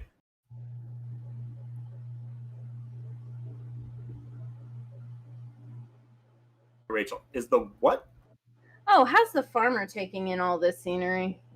He is devastated by this. Oh, like so the this closer isn't. you guys get, the more heartbroken he is, to the more he's just like openly weeping as you guys are starting to poke through things. Oh, so like, this is you a see him, surprise. like petting some of the walls, holding his cap in his hands, and just like he's devastated. He's hugging his mule that doesn't seem to understand why he's so upset. But this is a surprise to him. Like this isn't. Ulara will turn to him and say, "I'm sorry to have to do this to you, Silas, but you're going to have to show us where that rock landed." Oh, never mind. Apologies. I wouldn't, if I'd have known things would get this bad, I wouldn't have left them. I wouldn't have left everyone behind. Maybe I could have made it different. Hey, look at me. It's not your fault. How the hell would you have known that this could have happened? Okay? It's not your fault. It should just be on the far end of the town, just no more than a couple miles out. We should be able to see it from the tree line. All right. We should take a short rest and then we should go.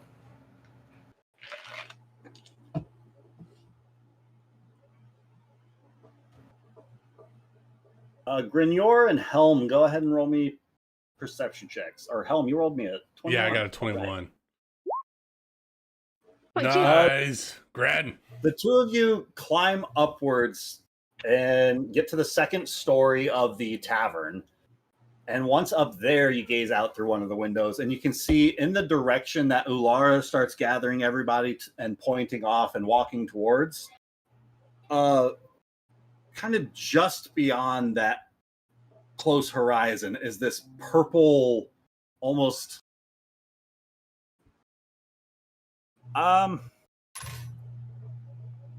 Is it looks just like weird. a glow on the horizon?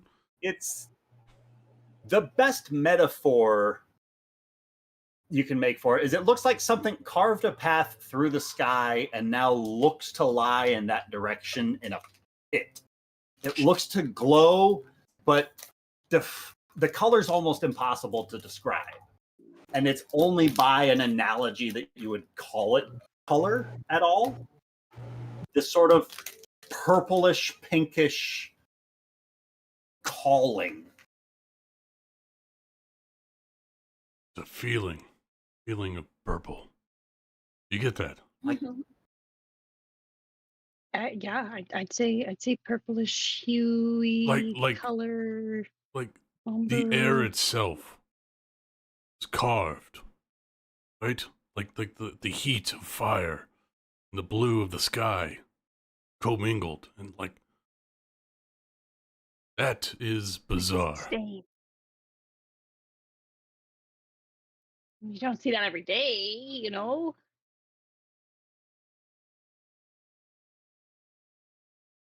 When we were looking do you- off what at do you- this, so think we it see means? we see this carving. Do we see any kind of movement, any heat, like on the horizon, like a mirage-y type feel, or is it just this feeling of purple. Just this feeling of purple. Like Okay. if what everyone's telling you is true, this probably crashed here several days ago. Okay. So it's not still like molten hot, like it just landed fresh. Like it's been here for a while, and it is still vibrantly glowing this color. Ren, I don't really approve of this. If there's something nasty out there, I need you to find us antidotes for poisons. See if you can find an apothecary in town. I mean, yeah, I can look around. I mean, if this is something from outer space, we might not be able to handle it. I mean, if it was that shit that Tidbit licked, I mean, it looks like you don't really have much of a chance as soon as you touch it. Well, you might want to get yourself a holy symbol. You know, I mean, I think I get my own, kind of. Tell you what, Ah, it hopped, skipped, and jumped out of her real quick when I came up next to her.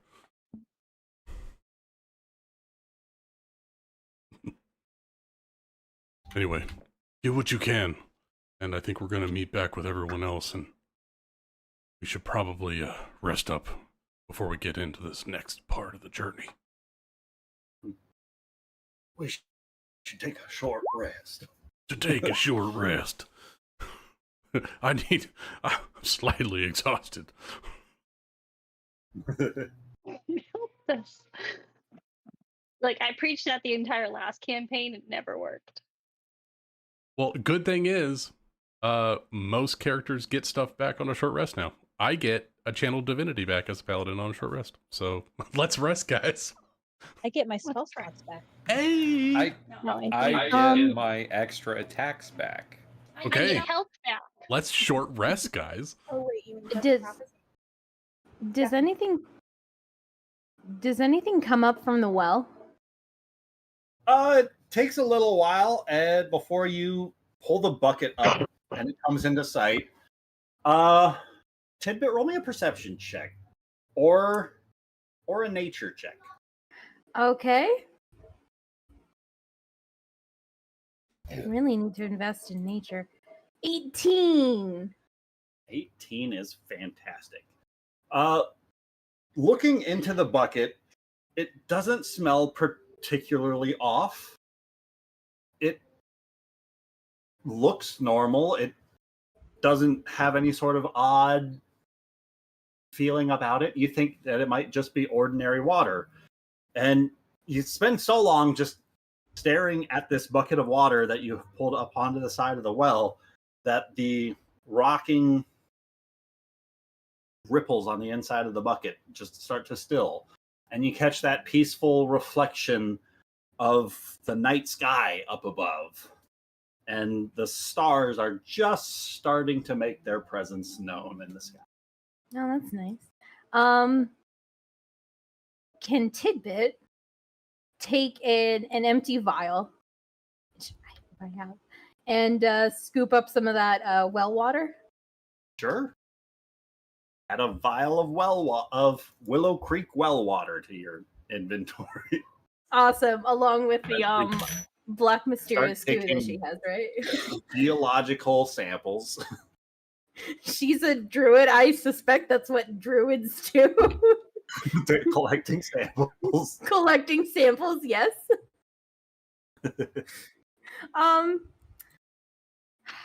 Now, do I want to do this? Dude. I kind of want to drink some of that well water. God, Can she take Something in the water. Can she take another vial of well water? 2 well waters. 2 well water. I can't say anything While for she's yourself. doing that, I am actively looking for an apothecary, just in casey. Sure, what's the worst that could happen, right? Locate someone a keeps- bezoar. Someone keeps drinking and licking strange objects. You know what? Didn't Cask do that the first day of Strixhaven and got ate by a fucking mimic or something? I was not Something there. like that. Yeah, it was Black Ichor too. It was right before we went to the swamp. It infected something and fucking Cass did the same damn thing. Sounds about right. I've got an iron stomach. Let me taste that. Oh God, I'm dying. Oh, that's right. Cask did it because nobody liked the idea of Luvenia doing it for some reason. Yeah. Oh, she was gonna die, I think, if she had done it. Yeah, I don't know. It was... Cask almost died that fight too. I did. I don't remember. I think Cask just got healed by that point. I did. It's my job to do dumb shit, Rachel, not you. So I'm usually very look curious. like as the party sets up for a short rest here in town. Probably pick a good building, maybe find a good little place to. It's holing up in the apothecary shop. Maybe that sounds like a good idea. First floor of the Or tavern. maybe in the empty. tavern. You guys plan on doing it? Yeah, or Helm is sitting at the bar and he's got his helm off and it's sitting next to a couple of glasses. If anybody wants This is anything, the way. I can pour you something tall and strong. do the Robin's keeping watch. Is the farmer still with us? I don't Yes. know if I want to tell him. Farmer Silas can be with you guys. He could be out taking care of the mule. Like, you could wait for the time that he goes to feed the mule. You'd think he'd go home, right? If all this had Well, happened. Is his home there? Told you guys. He's offering to take you guys to his home for Oh. a long. I'll grab a couple of bottles when we leave the tavern and go over to Silas's house. What's the town's name again? Willow Creek. Okay. Thank you. Whenever we get sort of. Sorry, go ahead. Just whenever we get sort of settled, like I'm imagining he's gonna put us in the barn or somewhere so we can like kind of sleep together as a party. I'm hoping, but mostly, whenever he's gone, I don't want to alarm him, but I want to share with everybody the fact that the symbols around the cultist's neck were the symbols of the Star of Calamity. And it's a prophecy about the demise of the Empire. And I'll just drop it here so everybody has it, so that there are no secrets, Ryan. And so God, the who would prophecy just- says that as the sun of the Empire begins its descent, the heavens will weep stone, the earth shall tremble, and the sky shall rend. A celestial messenger, a harbinger of twilight and shadow, shall bring forth a new age. Before the new dawn, the Empire's flame shall flicker and fade. I I'm think not that sure- prophecy is full of bullshit. I feel as though we've seen some of the things that's already been described. I think we might be going to find this celestial messenger, and I think perhaps this could be why the Empire wants it so badly, and why the cultists are rallying around it, because they believe the prophecy and they believe that this could be that celestial being who brings the fall of the Empire. Did you make a custom item, Rachel? Yes. I It says, love it. Smells not Not like, like Teen Teen Spirit. Oh well, Oh, water. that's so good. Question mark.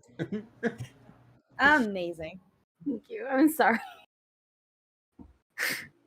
So I do you agree. can't describe how it tastes Wait, yet. you Have you did- drank it? Are we in a You should safe try. place? I want to, but I want to make sure that we're in a safe place. Don't and worry. I can cure a poison. Can I take? As long as you're supervised, don't do it without anybody knowing. No. Is everyone around? Are we in a semicircle? Are we? We're in a safe place. Next yeah. to you, and I have cure wounds ready to go. All right. Well, Tidbits explain this, and maybe the black ichor got into the well water. Might as well test it, because what if nature and all that jazz and the water cycle, and what as she takes the. Hold on, you don't have to drink it. If it's in the well water, if I get near it, it'll move away from me, just like the black ichor did. Yeah, Okay. same here. Okay. We well, both shoulder to shoulder with Tidbits, so that way it can't go into her. Okay. Well, that seems a bit rude. I've already made my hypothesis. It okay? Does anything happen? Do you get Are you salmonella? also or drinking it? Or Yeah, I'm just going to try getting- to drink it. Okay. God Wait, damn shit. it. Wait, no. As, I mean, as you Too fucking the late. beaker near your lips, and the fluid inside of it starts to flow towards you, just as what new campaign? What is everyone's names? Oh gosh! Tidbit? Just as Ulara is stepping towards you, you feel like something odd makes that fluid move towards you ever slightly faster. As it splashes up upon your face and spills out over the sides of the beaker, you find yourself covered in this fluid that looks like ordinary water. Ah! okay, well, there we go. It wasn't the well water. Strike that At down. least we know we for- have safe water to drink. Yeah, we have. Is it We now safe have water? safe water. I don't know. There's another vial. Is Do it you want to try brackish? the well water? Is it Do you want to? is it minerally taste? It's I don't know. fortified Do you with wanna- vitamins? Do you want to try it? Ah, fuck it. I have a second. We're one. here. Yeah. Okay. Let's do it. Yeah. Let's do it. Shot. Shots. I'll take a shot of that water. It's not gonna hurt me. Takes a shot. What happens to him? It drinks Dysentery. water. What Ah. normally happens when you drink water? He's got a I'm gonna act pee. hydrophobic allergic. just to fuck with people.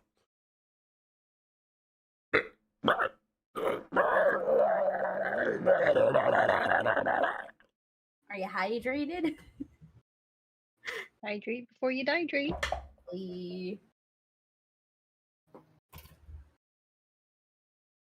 I don't want to work As- tomorrow. Can we keep playing D&D? The doors burst open and Silas comes inside in a bit of a huff and says, everybody, I think you should probably take a look at this.